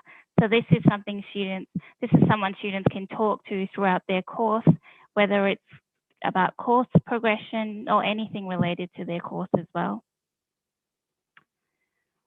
And our research, so the research that we do in the faculty is designed to tackle the big issues in education, psychology, and counseling. And we're guided by these 5 priority areas that you can see here on this screen.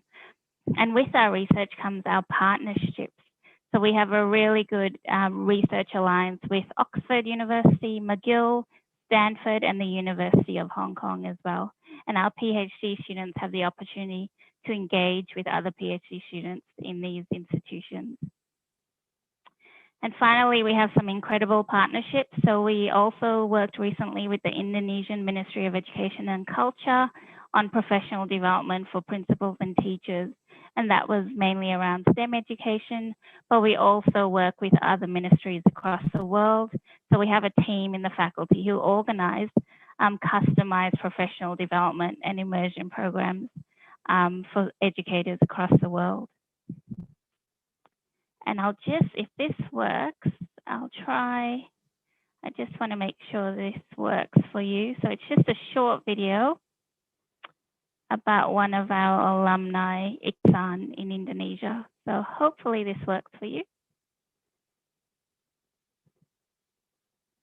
I started a Master of Education at Monash University, and it enables me to improve myself as well as the community where I was born. I grew up in poor and rural area of Indonesia. In this part of Java, people make a living from sugarcane plantation, from the rice field, but the only way to get out from this rural and poor area is education. That's the only way. The organization I founded is to support school in rural area. In what way? First, in their leadership and management for the principal. Secondly, the practice of teaching, active learning for teachers, and lesson planning. We develop a local team. They will provide training to the other principal, to the other teachers. It's just like a cascading from national trainer to local trainer, and then to principal and to the teachers, and the ultimate beneficiaries in this process is students. students feel like it's different, it's more enjoyable, more love in the classroom. Contohnya, sebelum mengikuti pelatihan metode pembelajaran, saya hanya menerangkan dengan tipe ceramah saja, monoton. Sekarang tidak seperti itu. Ada diskusi, ada tanya jawab, bermain peran, mind mapping, dan hasilnya di anak-anak itu lebih mengena. The result of all this process is the quality improvement. If we improve the quality of education, that means we develop the quality of the community, and this is what we are doing.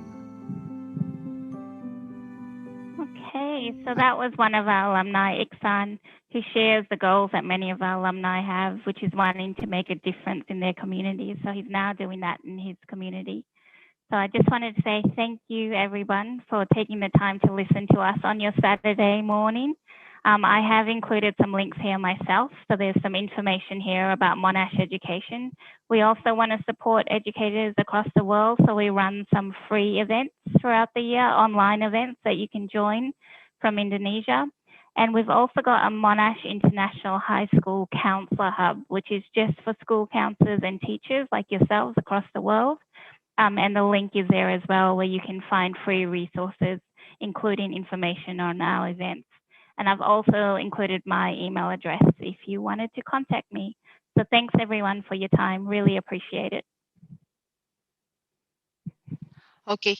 Thank you very much, Stashna, for sharing more about Monash University. It is indeed great to know more about it. And once again, thank you, Dr. Christine, for all your sharing. I believe everyone here has learned a lot from your sharing. Thank you very much. Dan sekarang, okay, now we will move on to the next session, which is going to be presented by Dr. Capri Anjaya. Sekarang kita akan ke sesi setelahnya Dr. Capri Anjaya yang akan membagikan tentang SPK updates, ya, sesi yang sangat-sangat penting juga. Dan jangan lupa di akhir nanti kita masih ada undian untuk HP. Dr. Capri Anjaya ini adalah anggota dari Badan Akreditasi Nasional untuk Sekolah Madrasah, konsultan pengembang pendidikan PSSDM, penasihat hukum Sekolah SPK, dan juga CEO founder dari Aisei ini. Beliau juga menulis beberapa buku, dan salah satunya yang saya rasa sudah banyak dibaca juga dari teman-teman guru, Sekolah Lokal Berkualitas Internasional, dan tentu saja pengalaman yang begitu luar biasa sebagai guru maupun kepala sekolah dengan total 18 tahun. Oke, sekarang saya akan langsung saja menyerahkan kepada Dr. Capri untuk melanjutkan sesinya. Kepada Dr. Capri. Terima kasih Mbak Dea. Apa kabar teman-teman? Oke, saya mohon ada reaction-nya dengan kasih jempolnya supaya tahu apakah masih berada bersama-sama kita semua. Oke, sip. Teman-teman, 30 atau 45 menit ke depan kita akan sedikit bahas tentang SPK updates, yang dimana mungkin ada korelasinya dengan tema yang pertama, yaitu kita harus maintaining well-being. Jadi untuk sebagai pengelola SPK, mungkin ini adalah salah satunya untuk maintaining well-being kita supaya terupdate dengan apa saja yang ada di SPK. Teman-teman, untuk yang belum mengetahui apakah SPK itu, biasanya kalau kita tanya tentang SPK, ada yang bicara tentang sekolah internasional, ada yang bicara tentang kurikulum asing, ada yang bilang bahasa Inggris, sekolah bule, mahal, waduh pakai ada mahal gitu ya, ada fasilitasnya yang bagus. Yang jelas SPK adalah singkatan dari Satuan Pendidikan Kerjasama, yang dimana ini mulainya dengan adanya Permendikbud yang nomor 31 tahun 2014. Jadi kita bisa tahu bahwa SPK itu lahir di tahun 2014. Nah, ternyata setelah lahirnya SPK ini sampai sekarang SPK terus berkembang, dan jumlah SPK seluruh Indonesia sudah mencapai 685, baik dari tingkat PAUD atau TK hingga SD, SMP, dan SMA. Jadi perkembangan SPK ini meskipun cukup stagnan ya di 2 tahun terakhir ini, tapi angkanya melejit dari hanya sekolah internasional saja menjadi sekolah SPK. Nah, kalau kita lihat dari Permendikbudnya, ini sedikit kita harus melihat sejarahnya dari sekolah SPK supaya nanti mungkin teman-teman bisa sama cara berpikirnya. Sekolah SPK itu dulunya karena ada Permendikbud nomor 31 2014, itu yang namanya sekolah internasional, embassy school, itu semuanya harus berubah nama menjadi SPK. Dan ini sudah dirubah harus per tanggal 1 Desember 2014. Jadi kalau kita runut sejarahnya, SPK itu yang pertama dari embassy school, maksudnya embassy school itu seperti apa? Itu adalah sekolah-sekolah yang untuk teman-teman yang misalnya dari Korea, mereka warga negara Korea berkumpul semuanya dan mengadakan sistem pembelajaran dan bahasanya semuanya Korea. Jadi sekolah Korea yang dipindahkan ke Indonesia, itu kita sebutnya embassy school. Atau sekolah yang di Jepang dipindahkan di Indonesia, atau sekolah yang di British dipindahkan ke Indonesia. Nah, itu adalah sekolah yang kita sebut embassy school. Kemudian berkembang tidak hanya embassy school, adalah sekolah international school, yang dimana 3 atau 4 negara yang bersatu untuk mengadakan sekolah internasional. Sehingga biasanya sekolah internasional itu bahasa pengantarnya adalah bahasa Inggris. Kenapa? Karena ini ada 3, 4, 5 negara yang mau berjadi satu, jadi kurikulumnya itu tidak mengacu ke negara manapun, tapi mengacu kepada satu lembaga pendidikan asing. Nah, kemudian ada sekolah internasional yang kategori ketiga, yang dimana adalah local international school. Local international school ini maksudnya seperti apa? Ini adalah sekolah-sekolah yang didirikan oleh orang Indonesia dengan harapan adalah memiliki fasilitas dan cara pembelajaran yang sama dengan sekolah-sekolah internasional. Jadi begitu berdiri startupnya udah langsung sekolah internasional. Ataupun ada perpindahan dari sekolah-sekolah nasional yang ingin naik kelas menjadi sekolah internasional, tapi dia udah di set up menjadi local international school. Oke, nah ini sejak adanya permen tersebut juga ada sekolah nasional plus yang sudah terakreditasi A itu bisa menjadi sekolah SPK di tahun 2014.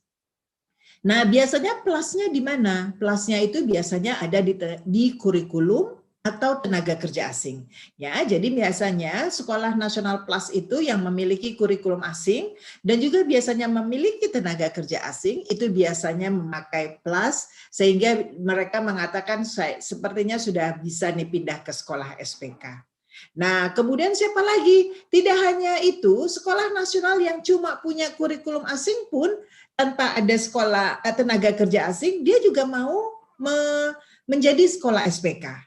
Kenapa? Tentunya dengan harapan menaikkan standar-standar yang ada dalam sekolahnya. Nah, ini makanya ada sekolah nasional plus yang berdasarkan plusnya dari kurikulum asing. Dan juga ada sekolah nasional plus yang sudah established, yang sudah bagus, kurikulumnya Indonesia bagus berjalan, tapi mereka memakai tenaga kerja asing.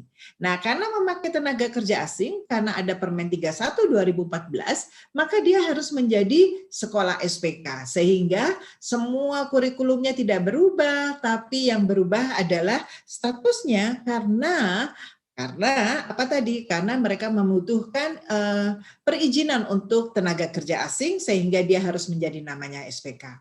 Nah, teman-teman, kalau kita lihat dari latar belakang sekolah SPK yang bervariasi ini, kemudian disatukan untuk menjadi dibuat peraturan, mungkin akan cukup sangat challenging buat pemerintah.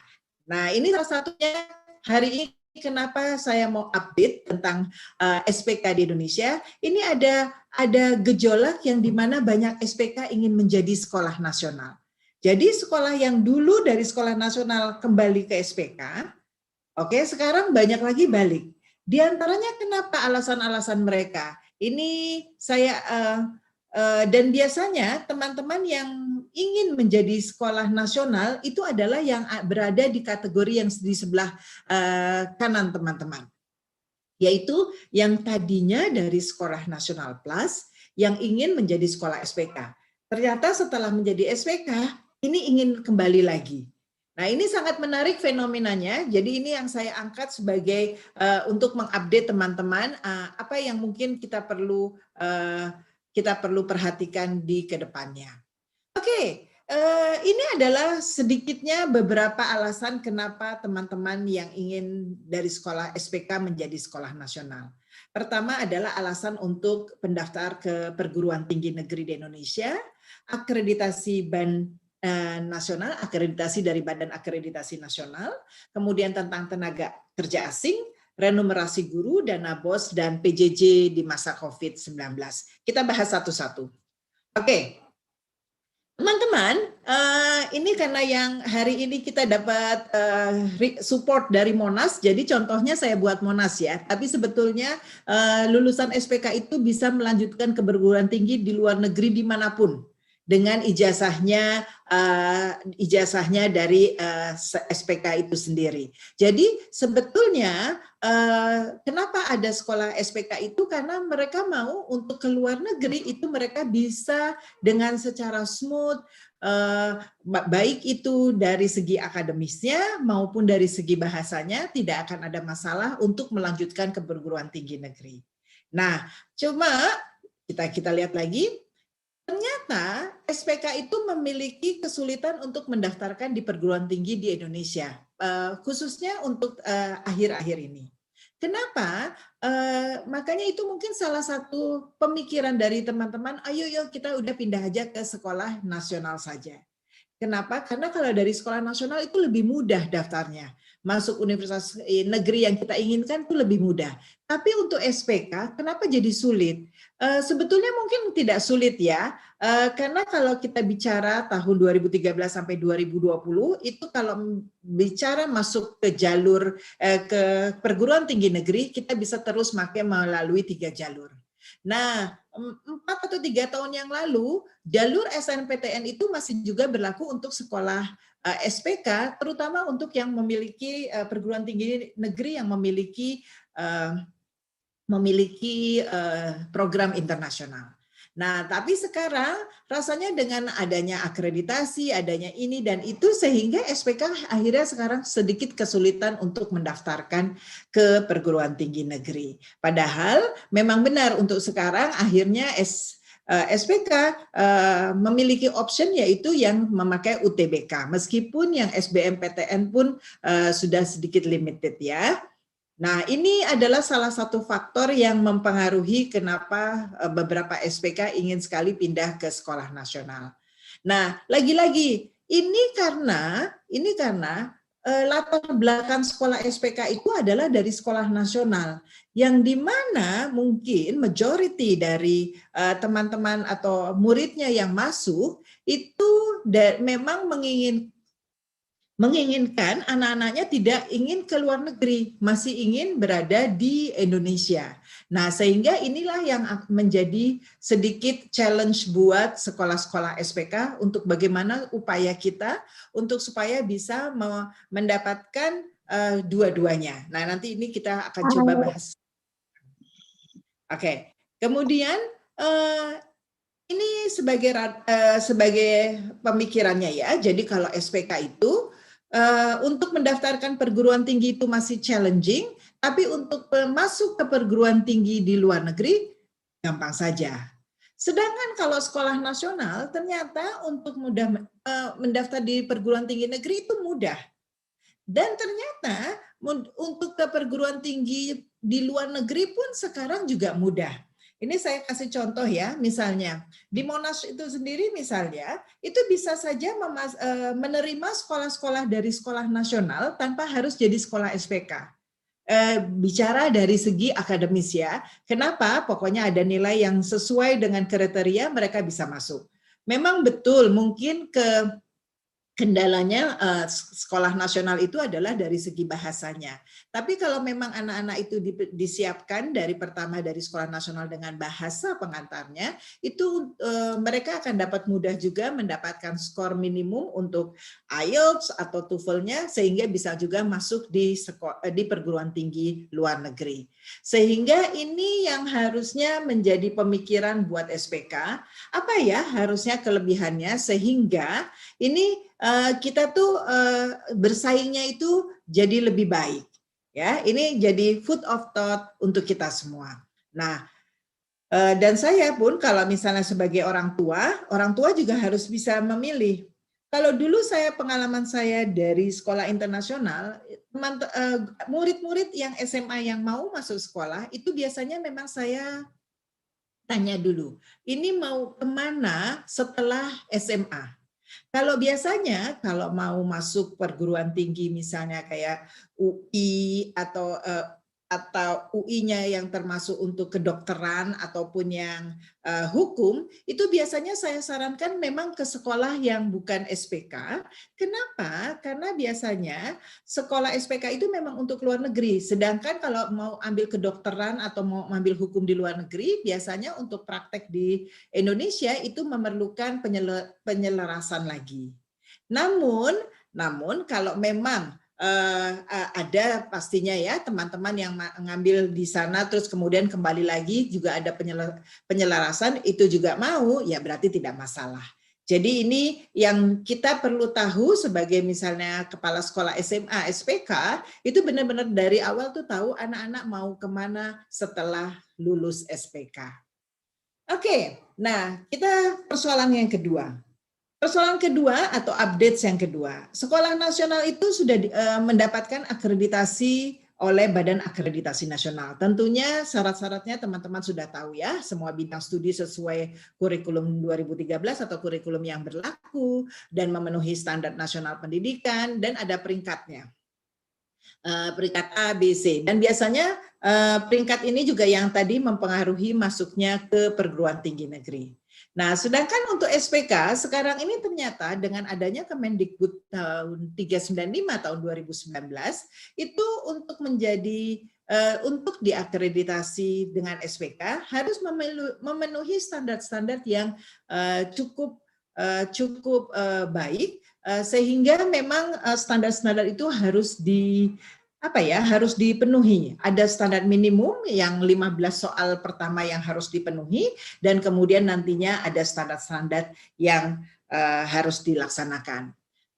Salah satunya standar yang diakreditasi itu adalah untuk pelajaran PPKN Bahasa Indonesia Agama untuk warga negara Indonesia dan untuk Indonesian Studies atau Bahasa Indonesia untuk warga negara asing.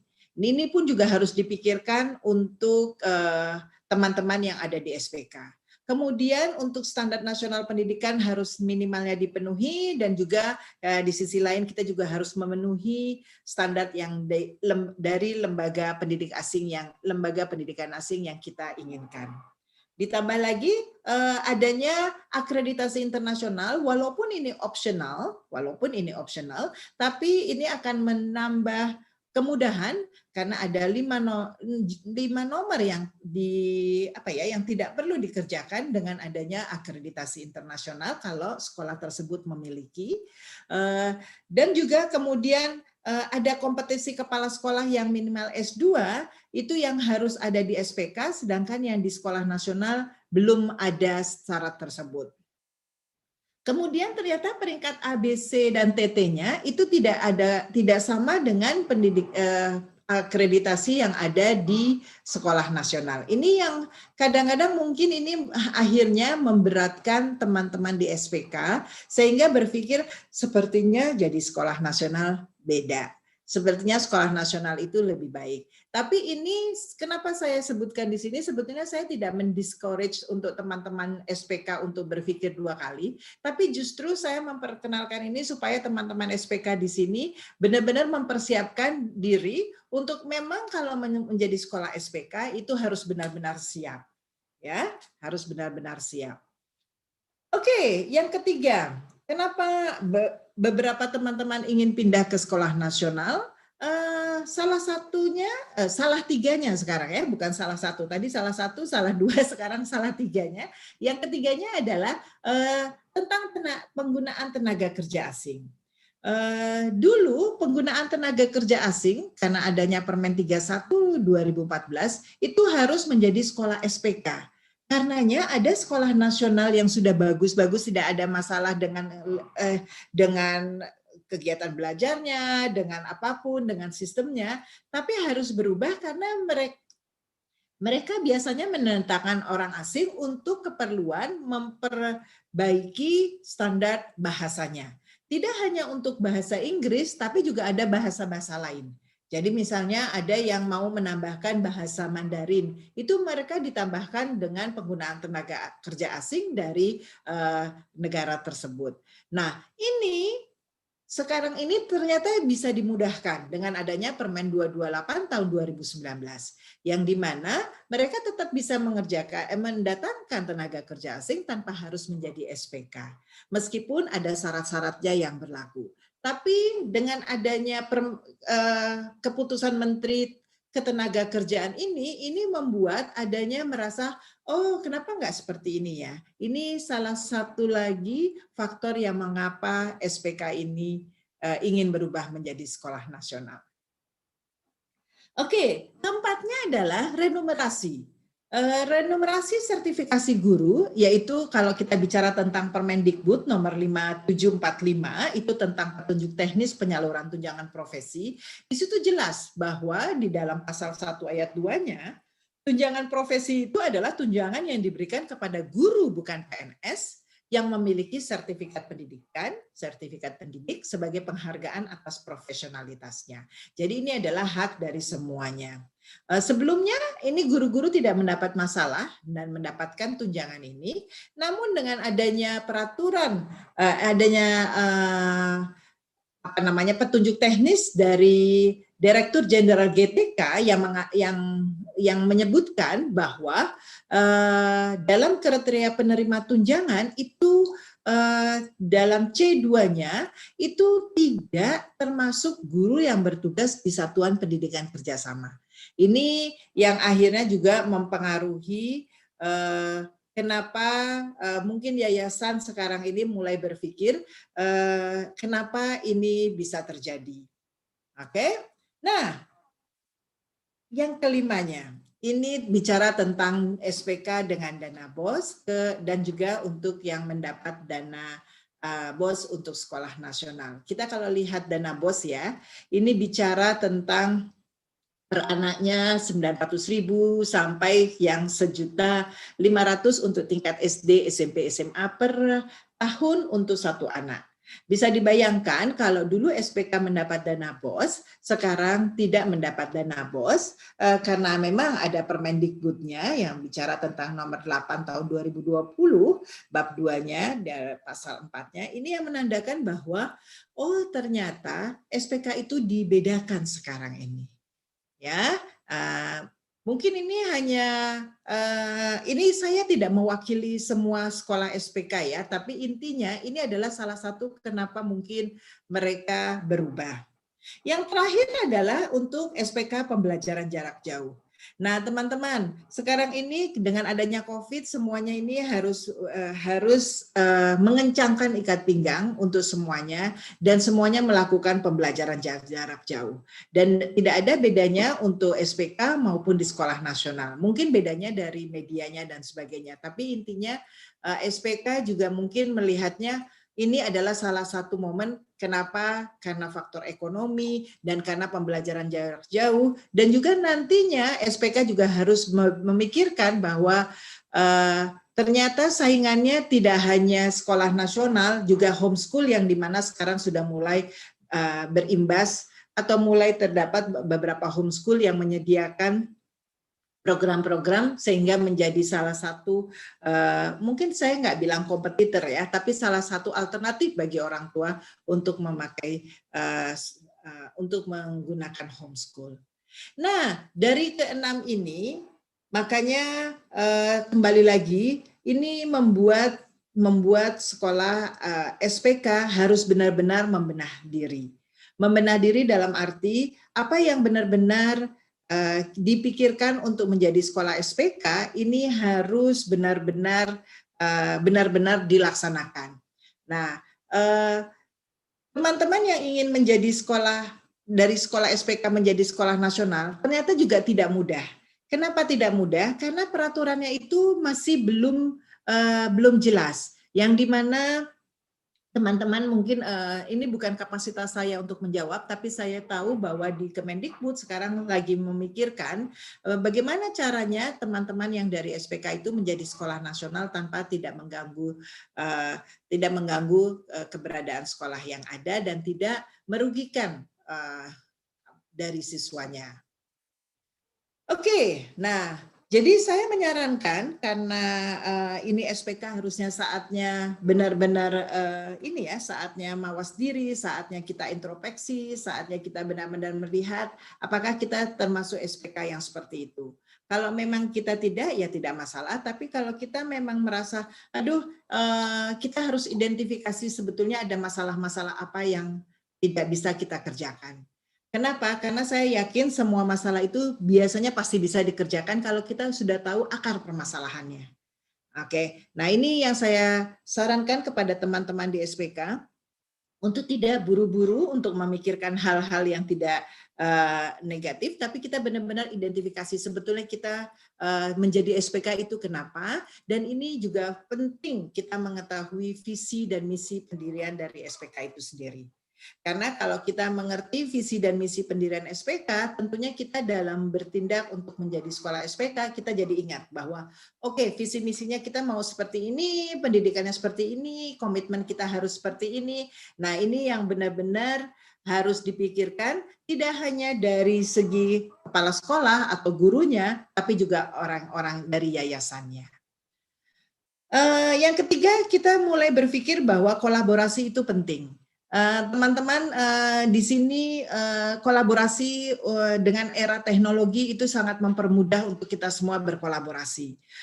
Sekolah SPK itu punya jalur untuk sekolah-sekolah organisasinya berkumpul, ada namanya Perkumpulan Sekolah SPK Indonesia atau PSSI, itu teman-teman harus berkolaborasi untuk saling bertukar pikiran, tidak saling menonjolkan satu sama lain, tapi benar-benar harus berpikir untuk tujuan kita adalah benar-benar mempermudah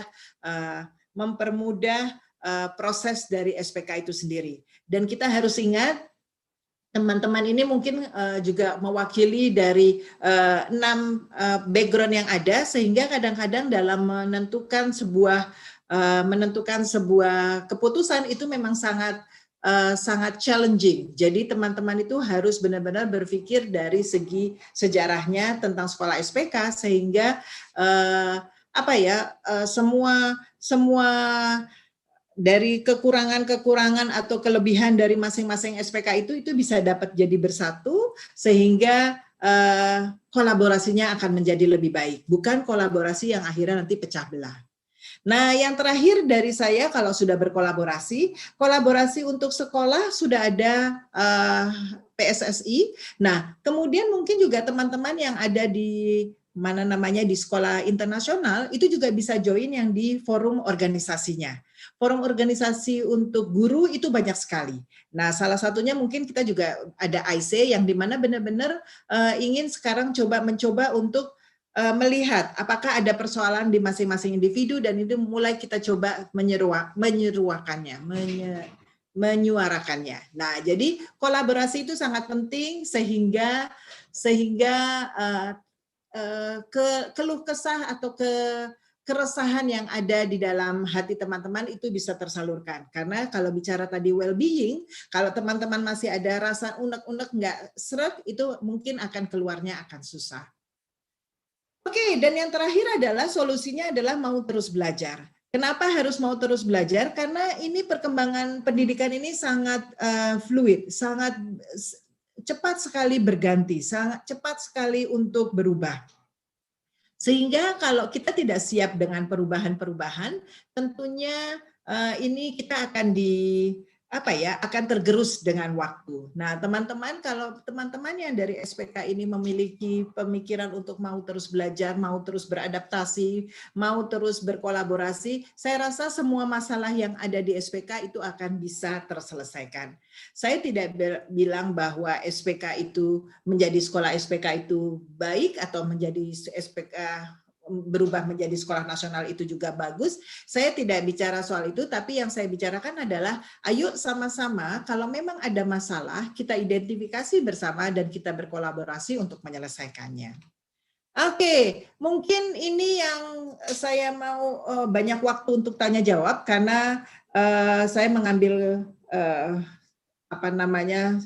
mengambil kata dari Aristotle ini bahwa the roots of education are bitter but the fruit sweet ya. Jadi perjalanannya itu menuju sekolah SPK itu mungkin nggak ini ya, nggak senyaman atau nggak segampang yang kita inginkan, tapi pasti hasilnya akan baik. Oke, mungkin ada pertanyaan atau tanya jawab, silahkan. Saya bisa punya waktu berapa menit lagi Mbak Dea, silahkan. Masih ada, kita mungkin sekitar 20 menit ada ya. Ini terima kasih banyak Dr. Capri untuk sharingnya yang sangat padat dan banyak sekali yang bertanya nih sepertinya sangat sudah terdorong ya. Jadi saya akan membagikan pertanyaannya dari yang awal ini. Pertama langsung saja ya, ada Ibu Nela Mariana. Dia ada beberapa pertanyaan sih, tapi mungkin kita urutan aja. Ibu Capri, saya mau tanya apakah guru-guru SPK bisa memiliki NUPTK? Apakah bisa kita urus sendiri? Apakah Dapodik menjadi salah satu persyaratan? Terima kasih. Oke, ini pertanyaan yang sudah sangat detail ya. Tapi yang pasti teman-teman itu untuk mendapatkan NUPTK itu bisa. Oke, caranya seperti apa? Mungkin nanti aku minta Mbak Andri kayaknya nih yang sudah pengalaman dari Bogor Raya dan juga sebagai salah satu pengurus dari Aisei, mungkin Mbak Andri bisa menceritakan untuk NUPTK dapatnya seperti apa supaya tidak membuang-buang waktu Mbak Andri. Silahkan. Ya, terima kasih Bu Capri.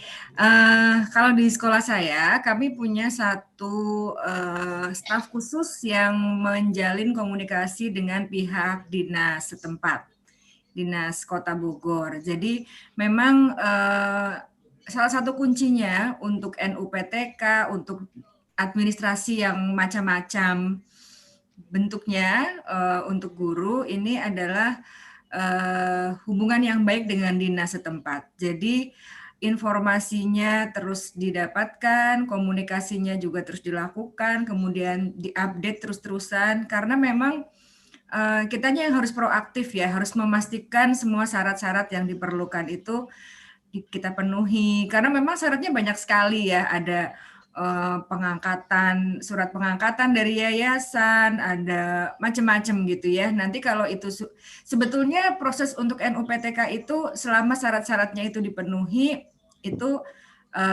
akan cepat. Yang masih challenging memang di proses sertifikasi guru yang PPG itu karena listnya panjang sekali, kita harus sabar menunggu dan kalau sudah dapat giliran juga prosesnya, wow. Ini satu guru saya sekarang ikut PPG online, Bu Capri. Wah, itu harus siap mental. Karena di LMS yang disediakan sekarang itu semuanya online. Dan banyak sekali tugas-tugas, jadi komitmen waktu, tenaga, pikiran, kesabaran, itu memang harus dilakukan. Jadi kuncinya untuk semua administrasi dengan Diknas, Kemendikbud, hubungan yang baik dengan lokal Diknas dan sabar. Thank you Mbak Andri. Mbak Andri ini di Bogor, tapi juga saya ingin bertanya yang mungkin di Purwokerto, ada Pak David dari Purwokerto, apakah sama ini ngurus NUPTK-nya? Singkat padat ya Pak ya, supaya Mbak Nela bisa terjawab. Silahkan Pak David.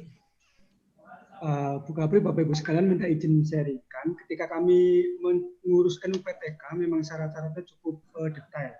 Yang pertama adalah ada SK dari yayasan, yang kedua KTP, ijazah SD, SMP, SMA, dan ijazah terakhir. Itu semuanya perlu ada aslinya, karena ada ketentuannya perlu diupload di sistem. Itu. Saya sendiri secara pribadi itu pernah ijazah SD dan SMP-nya hilang. Jadi itu perlu ngurus dari nol, itu yang sangat lama. Lalu prosesnya adalah ketika kita sudah upload di sistem, nanti dari Dinas Pendidikan Kabupaten itu akan mengakses atau tidak. Kalau ACC maka akan diantarkan ke dinas provinsi.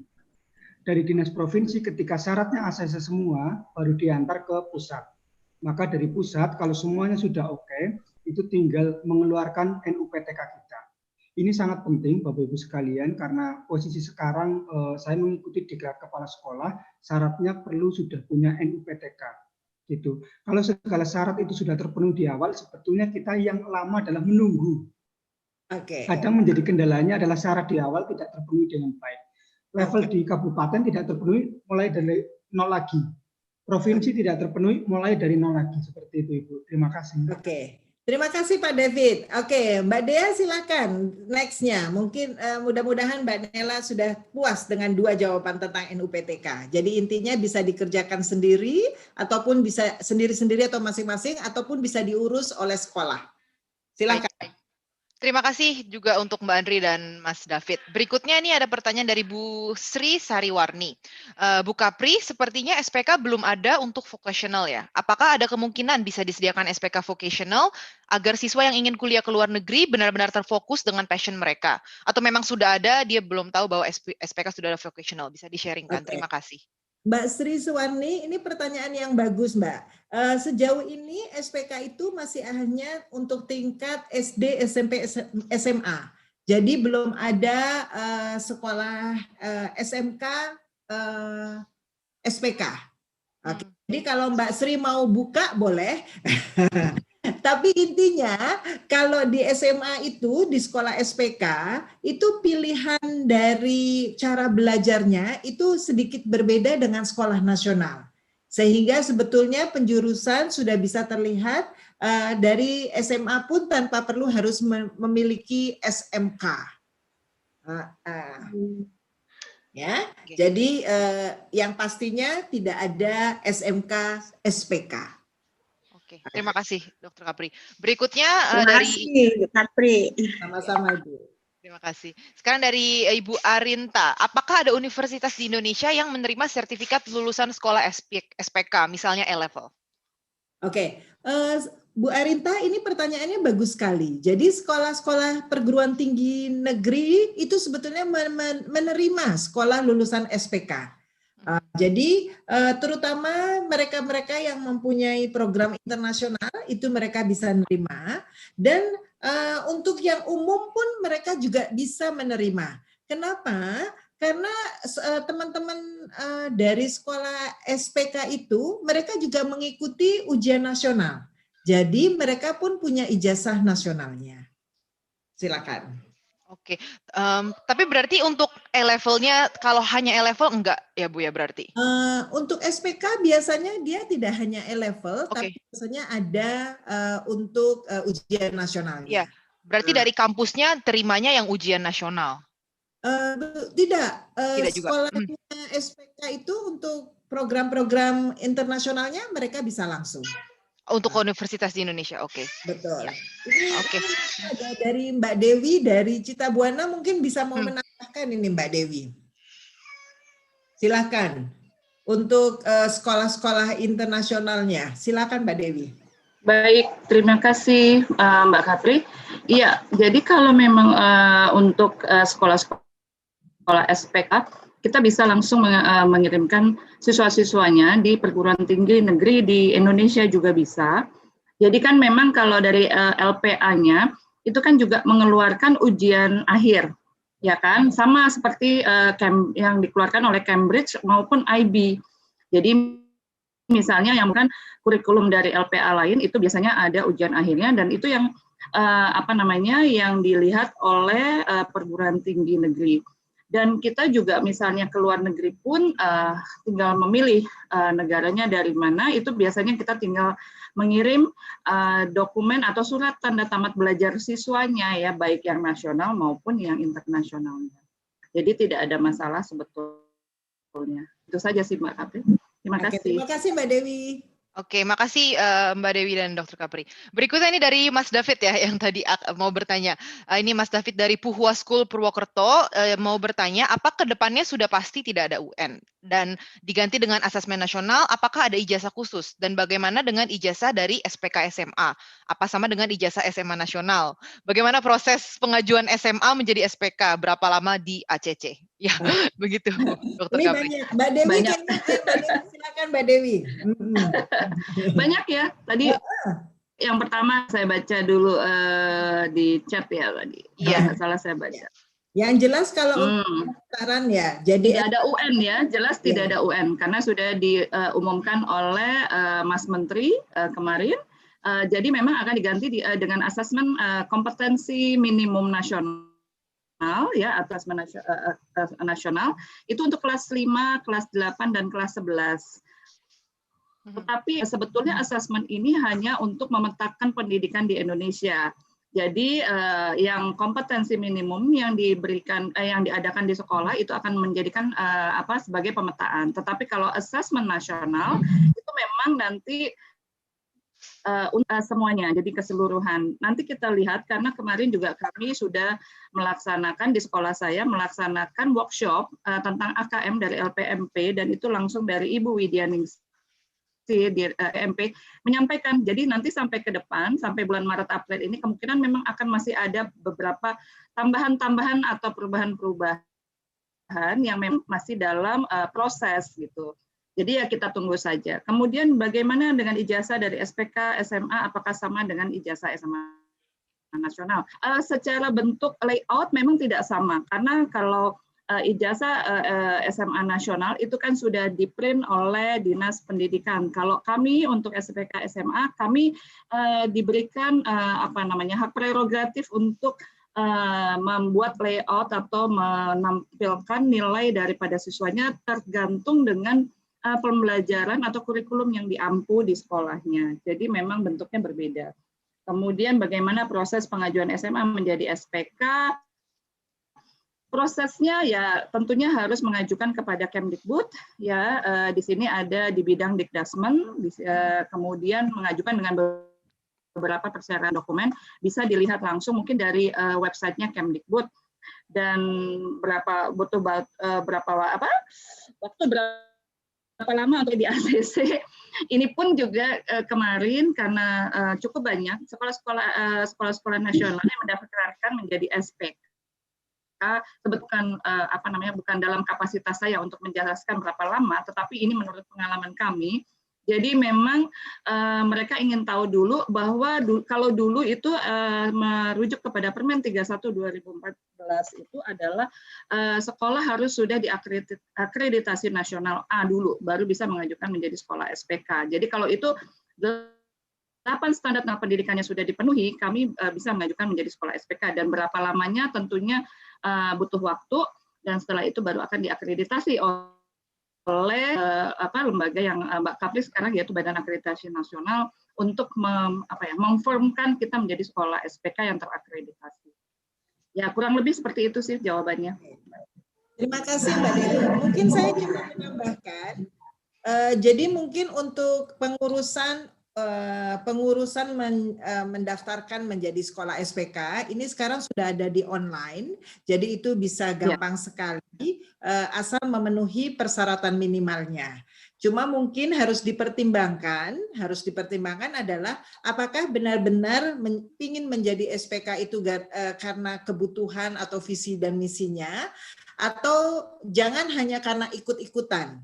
Jangan hanya karena ikut-ikutan dan ikutin tren, karena banyak sekali kita memiliki SPK itu memiliki banyak kelebihan, tapi untuk mendapatkan itu tidak mudah. Itu saja mungkin yang harus diingat. Mungkin juga menambahkan pertanyaan dari Pak Robi untuk SMK ya, sepertinya ya, yang bertanya tentang proses membuat SMK di SPK, begitu ya Mbak Dea ya? Enggak sih, itu masih jauh. Iya, belum. Tadi ini mungkin ada pertanyaan tambahannya ya dari Pak David sekalian aja. Apakah ada kemungkinan ada perubahan tentang TPG terhadap guru di sekolah SPK sehingga guru di SPK mendapatkan TPG? Oke, ini pertanyaan yang bagus. Kalau bicara perubahan, itu di Indonesia kita harus fleksibel dengan perubahan. Oke, jadi yang kita harus mengikuti apa yang harus peraturan yang ada saat ini itu yang harus diikuti. Jadi kalau peraturannya memang mengatakan hari ini seperti itu, ya harus diikutinya seperti itu. Nanti kemudian kalau bulan depan sudah berubah, makanya kita juga harus mengikuti perubahan dari peraturan tersebut. Mudah-mudahan peraturannya menjadi lebih baik tentunya. Ya. Oke. Terima kasih Bu Capri dan Mas David. Ini dari Ibu Nela ada satu lagi. Sekolah SPK harus akreditasi apa supaya siswanya bisa diterima di universitas negeri? Apakah harus A? Oke, jadi untuk masuk ke SMA tidak jadi gini, syarat untuk akreditasi itu harusnya bukan menjadi syarat masuk perguruan tinggi itu sebetulnya ya. Jadi mungkin dibedakan untuk akreditasi kalau untuk perguruan tingginya itu sendiri. Memang ada kuota-kuota tertentu untuk ya teman-teman yang sudah dapat akreditasi A atau B ya, tapi untuk SPK itu sendiri mungkin apa ya bilangnya, saya sendiri dari badan akreditasi pinginnya standar akreditasi itu tidak menjadi untuk kriteria untuk masuk ke perguruan tinggi negeri itu sebetulnya ya. Tapi karena memang yang membuatnya sudah seperti itu, tentunya ya kita harus mengikuti peraturan untuk masuk perguruan tinggi negeri tersebut. Jadi kalau ditanya, pertanyaannya adalah apakah kalau akreditasinya harus bagus untuk masuk perguruan tinggi, saya rasa bisa dilihat dari standar untuk masuk ke perguruan tinggi itu sendiri, karena masing-masing perguruan tinggi itu berbeda-beda. Mungkin maksudnya yang SBMPTN kayaknya ya. Mungkin Bu Nela bisa lebih dijelaskan kayaknya. Iya Bu, soalnya saya pernah ditanya itu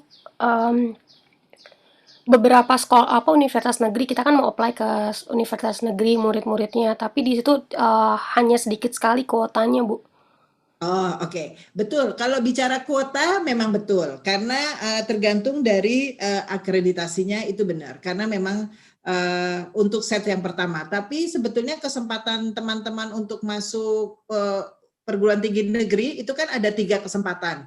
Nah nanti di ujian UTBK itu mungkin anak-anak bisa langsung masuk sendiri, bisa mencoba sendiri. Jadi ada 3 jalan untuk masuk ke perguruan tinggi negeri. Jadi yang pertama, kedua itu misalnya sekolah yang berperan, tapi yang ketiga itu anak bisa berperan. Ya. Ya, thank you. Oke Bu Capri. Ini berikutnya pertanyaannya mirip antara Ibu Nela dan tadi satu lagi Bu Diah Putri ya, tentang apakah sudah dibuka kelas untuk guru mendapatkan sertifikat guru bagi guru-guru SPK dari kementerian? Dan dari Ibu Diah Putri, apakah sertifikasi untuk guru SPK salah satu untuk kesetaraan pengetahuan kurikulum pendidikan di Indonesia? Apa artinya pengajar atau guru dari latar belakang akademis non-pendidik? Apakah ada sertifikasinya? Oke, jadi sertifikasi itu dibuat karena adanya peraturan Mendikbud yang tahun 2005. Itu mengatakan bahwa itu teman-teman yang sudah menjadi guru ataupun sudah sekolah guru itu tidak cukup hanya sekolah guru saja, tapi harus memiliki sertifikasi profesi sama halnya sebagai seorang dokter. Jadi kalau seorang dokter itu adalah setelah lulus kedokterannya dia tidak boleh langsung praktek. Kenapa? Dia harus tersertifikasi dulu, memenuhi standar-standar tertentu untuk dapat sertifikat itu. Karena dokter itu ibaratnya dia punya sertifikat untuk membunuh, kasarnya gitu ya, sertifikasi untuk membunuh. Jadi dia tuh harus memang melampaui sertifikasi tersebut. Nah, sama halnya guru. Guru pun kita akan buat seperti itu karena harus ada sertifikasinya. Di tahun 2005 itu dicanangkan dan kita memiliki waktu 15 tahun untuk bisa ada masa toleransi untuk adjustment. Yang dimana dari 2005 sampai 2005 ya sampai 2020 harusnya ya, itu harus sudah teman-teman yang memiliki profesi guru itu harus sudah tersertifikasi. Cuma nyatanya sampai saat ini pemerintah belum bisa mencapai target itu, sehingga mungkin kita harus menunggulah. Intinya kalau ditanya apakah sertifikasi itu sebagai keharusan untuk menjadi guru, intinya sekarang iya. Jadi teman-teman yang dulu punya akta 4 atau lulus SPD itu sekarang harus ambil sertifikasi. Kedua, kalau pertanyaannya apakah dari sekolah non pendidikan bisa nggak untuk menjadi guru? Nah, teman-teman yang dari guru aja harus pakai sertifikasi. Ya, untuk teman-teman dari non pendidikan ya harus terutama juga harus menyesuaikan dulu ijazahnya untuk ngambil mungkin di pendidikan dan kemudian baru ikut sertifikasi. Thank you so much, Bu Capri. Ini saya udah ada sekitar 4 pertanyaan lagi, ini mungkin 4 terakhir ya. Sekarang kita datang ke tempatnya Pak Robi nih, pertanyaan tadi yang Ibu lihat. Kalau SMK, SPK, perizinannya apa memungkinkan? Karena sebenarnya dari agenda utama Indonesia meningkatkan pendidikan vokasi sangat strategis bila SMK, SPK bisa diizinkan sehingga program sertifikasi diploma vokasi seperti Automation Industry Engineering, Culinary Certification bisa dilakukan di SMK, SPK. Jadi perizinannya apakah memungkinkan? Oke, intinya semua perizinannya bukan dari pihak badan akreditasi, tapi dari Kemendikbud. Jadi langsung bisa melalui linknya di Kemendikbud. Itu langsung bisa untuk mencoba mendaftarkan dengan syarat-syarat yang harus ada sebelumnya. Di antaranya SMK-nya harus sudah terakreditasi A dulu. Oke, thank you Bu Capri. Ini berikutnya dari Mbak Imas Agustini. Bu Capri, apakah ada tips khusus untuk para guru-guru sebelum menuju sekolah SPK? Sebelum menuju sekolah SPK? Wah, pertanyaan yang bagus. Yang pertama mungkin guru-guru harus dibuka mindset-nya dulu untuk benar-benar tahu apakah sekolah SPK dan gambarannya mau kemana. Karena banyak guru-guru yang belum mengerti SPK sehingga kalau ujuk-ujuk jadi sekolah SPK mungkin malah ada ketidaknyamanan. Itu yang pertama. Yang kedua, dari segi bahasa pengantar itu harus dibenahi. Karena misalnya kalau sekolah tersebut memiliki LPA dengan bahasa pengantar bahasa Inggris, teman-teman yang di sana bahasa Inggris menjadi keharusan. Dan ini teman-teman harus bisa memiliki standar bahasa Inggris tertentu sehingga bisa berada di sekolah SPK tersebut. Yang ketiga, kalau teman-teman terus mau belajar dan mau terbuka dan berkolaborasi, itu biasanya mindset yang benar untuk bisa masuk ke menjadi guru-guru di SPK. Ya.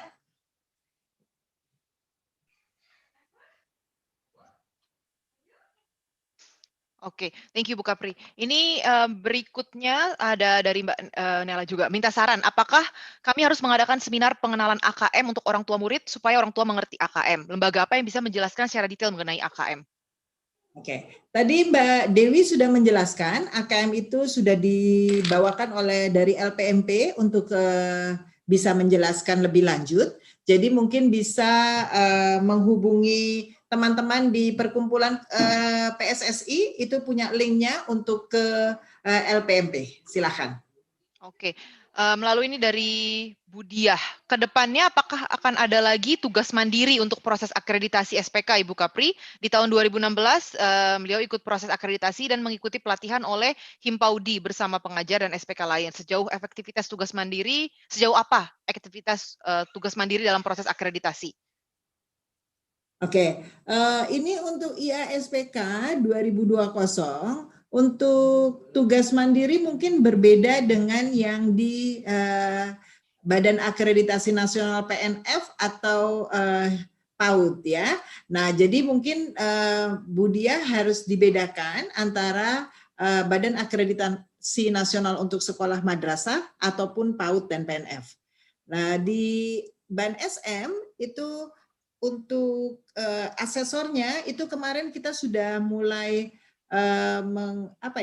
mensosialisasikan dengan instrumen yang baru, dan tahun ini kita ada 2017 sekolah yang kita coba akreditasi untuk SPK definitif, dan nantinya tidak ada tugas mandiri buat kita sih untuk asesornya ataupun untuk sekolahnya.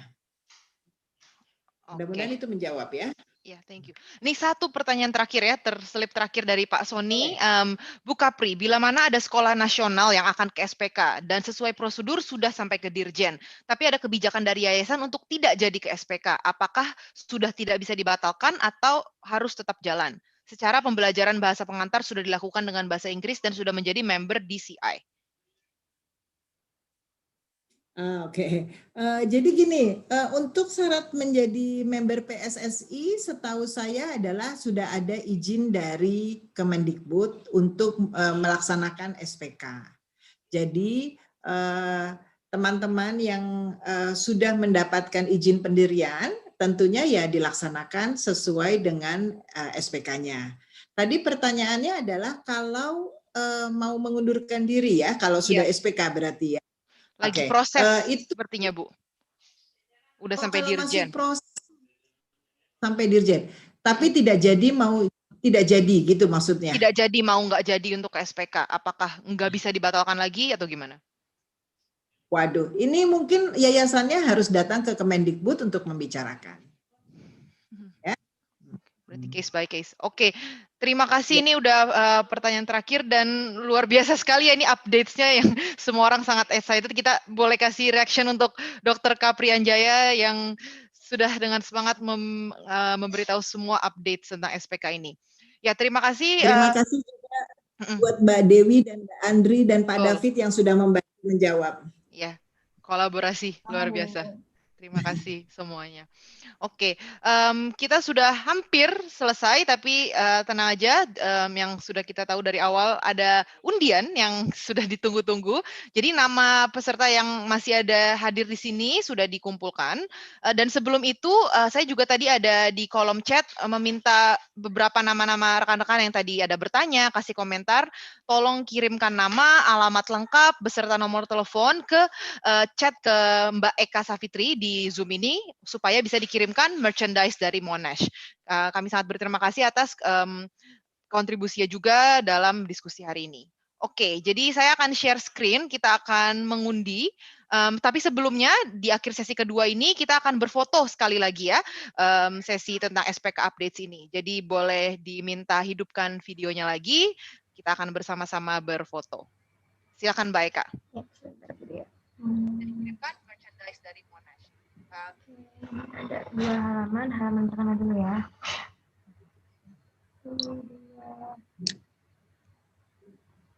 Baik, satu lagi sebentar. 1, 2.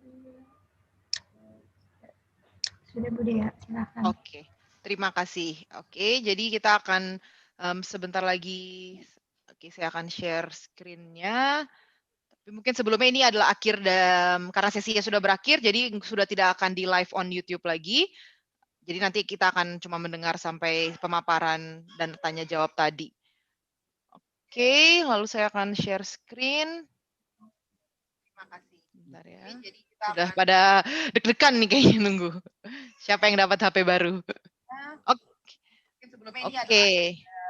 Jadi di sini sudah ada 50 nama. Jadi nanti yang saya namanya keluar boleh kasih reaction atau bilang hadir ya di chat karena atau bersuara juga boleh biar tahu udah ada di sini. Oke, kita akan sama-sama undi. Siapa yang dapat HP baru? Oke. Jadi di sini sudah ada nama. Jadi nanti yang saya Oke, selamat. Apakah ada Ibu Dwi Endah? Ada Mbak. Oh, selamat. Alhamdulillah, ada. Oke, ya Ibu Dwi nanti boleh chat juga ke Mbak Eka, nama lengkap, alamat lengkap, dan nomor teleponnya. Siap. Ya, selamat Ibu Dwi, selamat. Iya. Oke, rekan-rekan, jadi kita sudah sampai di penghujung acara pada hari ini dan sekali lagi kalau saya himbau boleh join membership Aisei ya, mumpung sekarang lagi gratis nih registration fee-nya, dan bisa tahu update seluruh kegiatan Aisei, dan siapa tahu dapat HP lagi nanti ada kesempatan. Dan seperti program yang kita ada bulan depan atau akhir bulan depan yang free untuk members.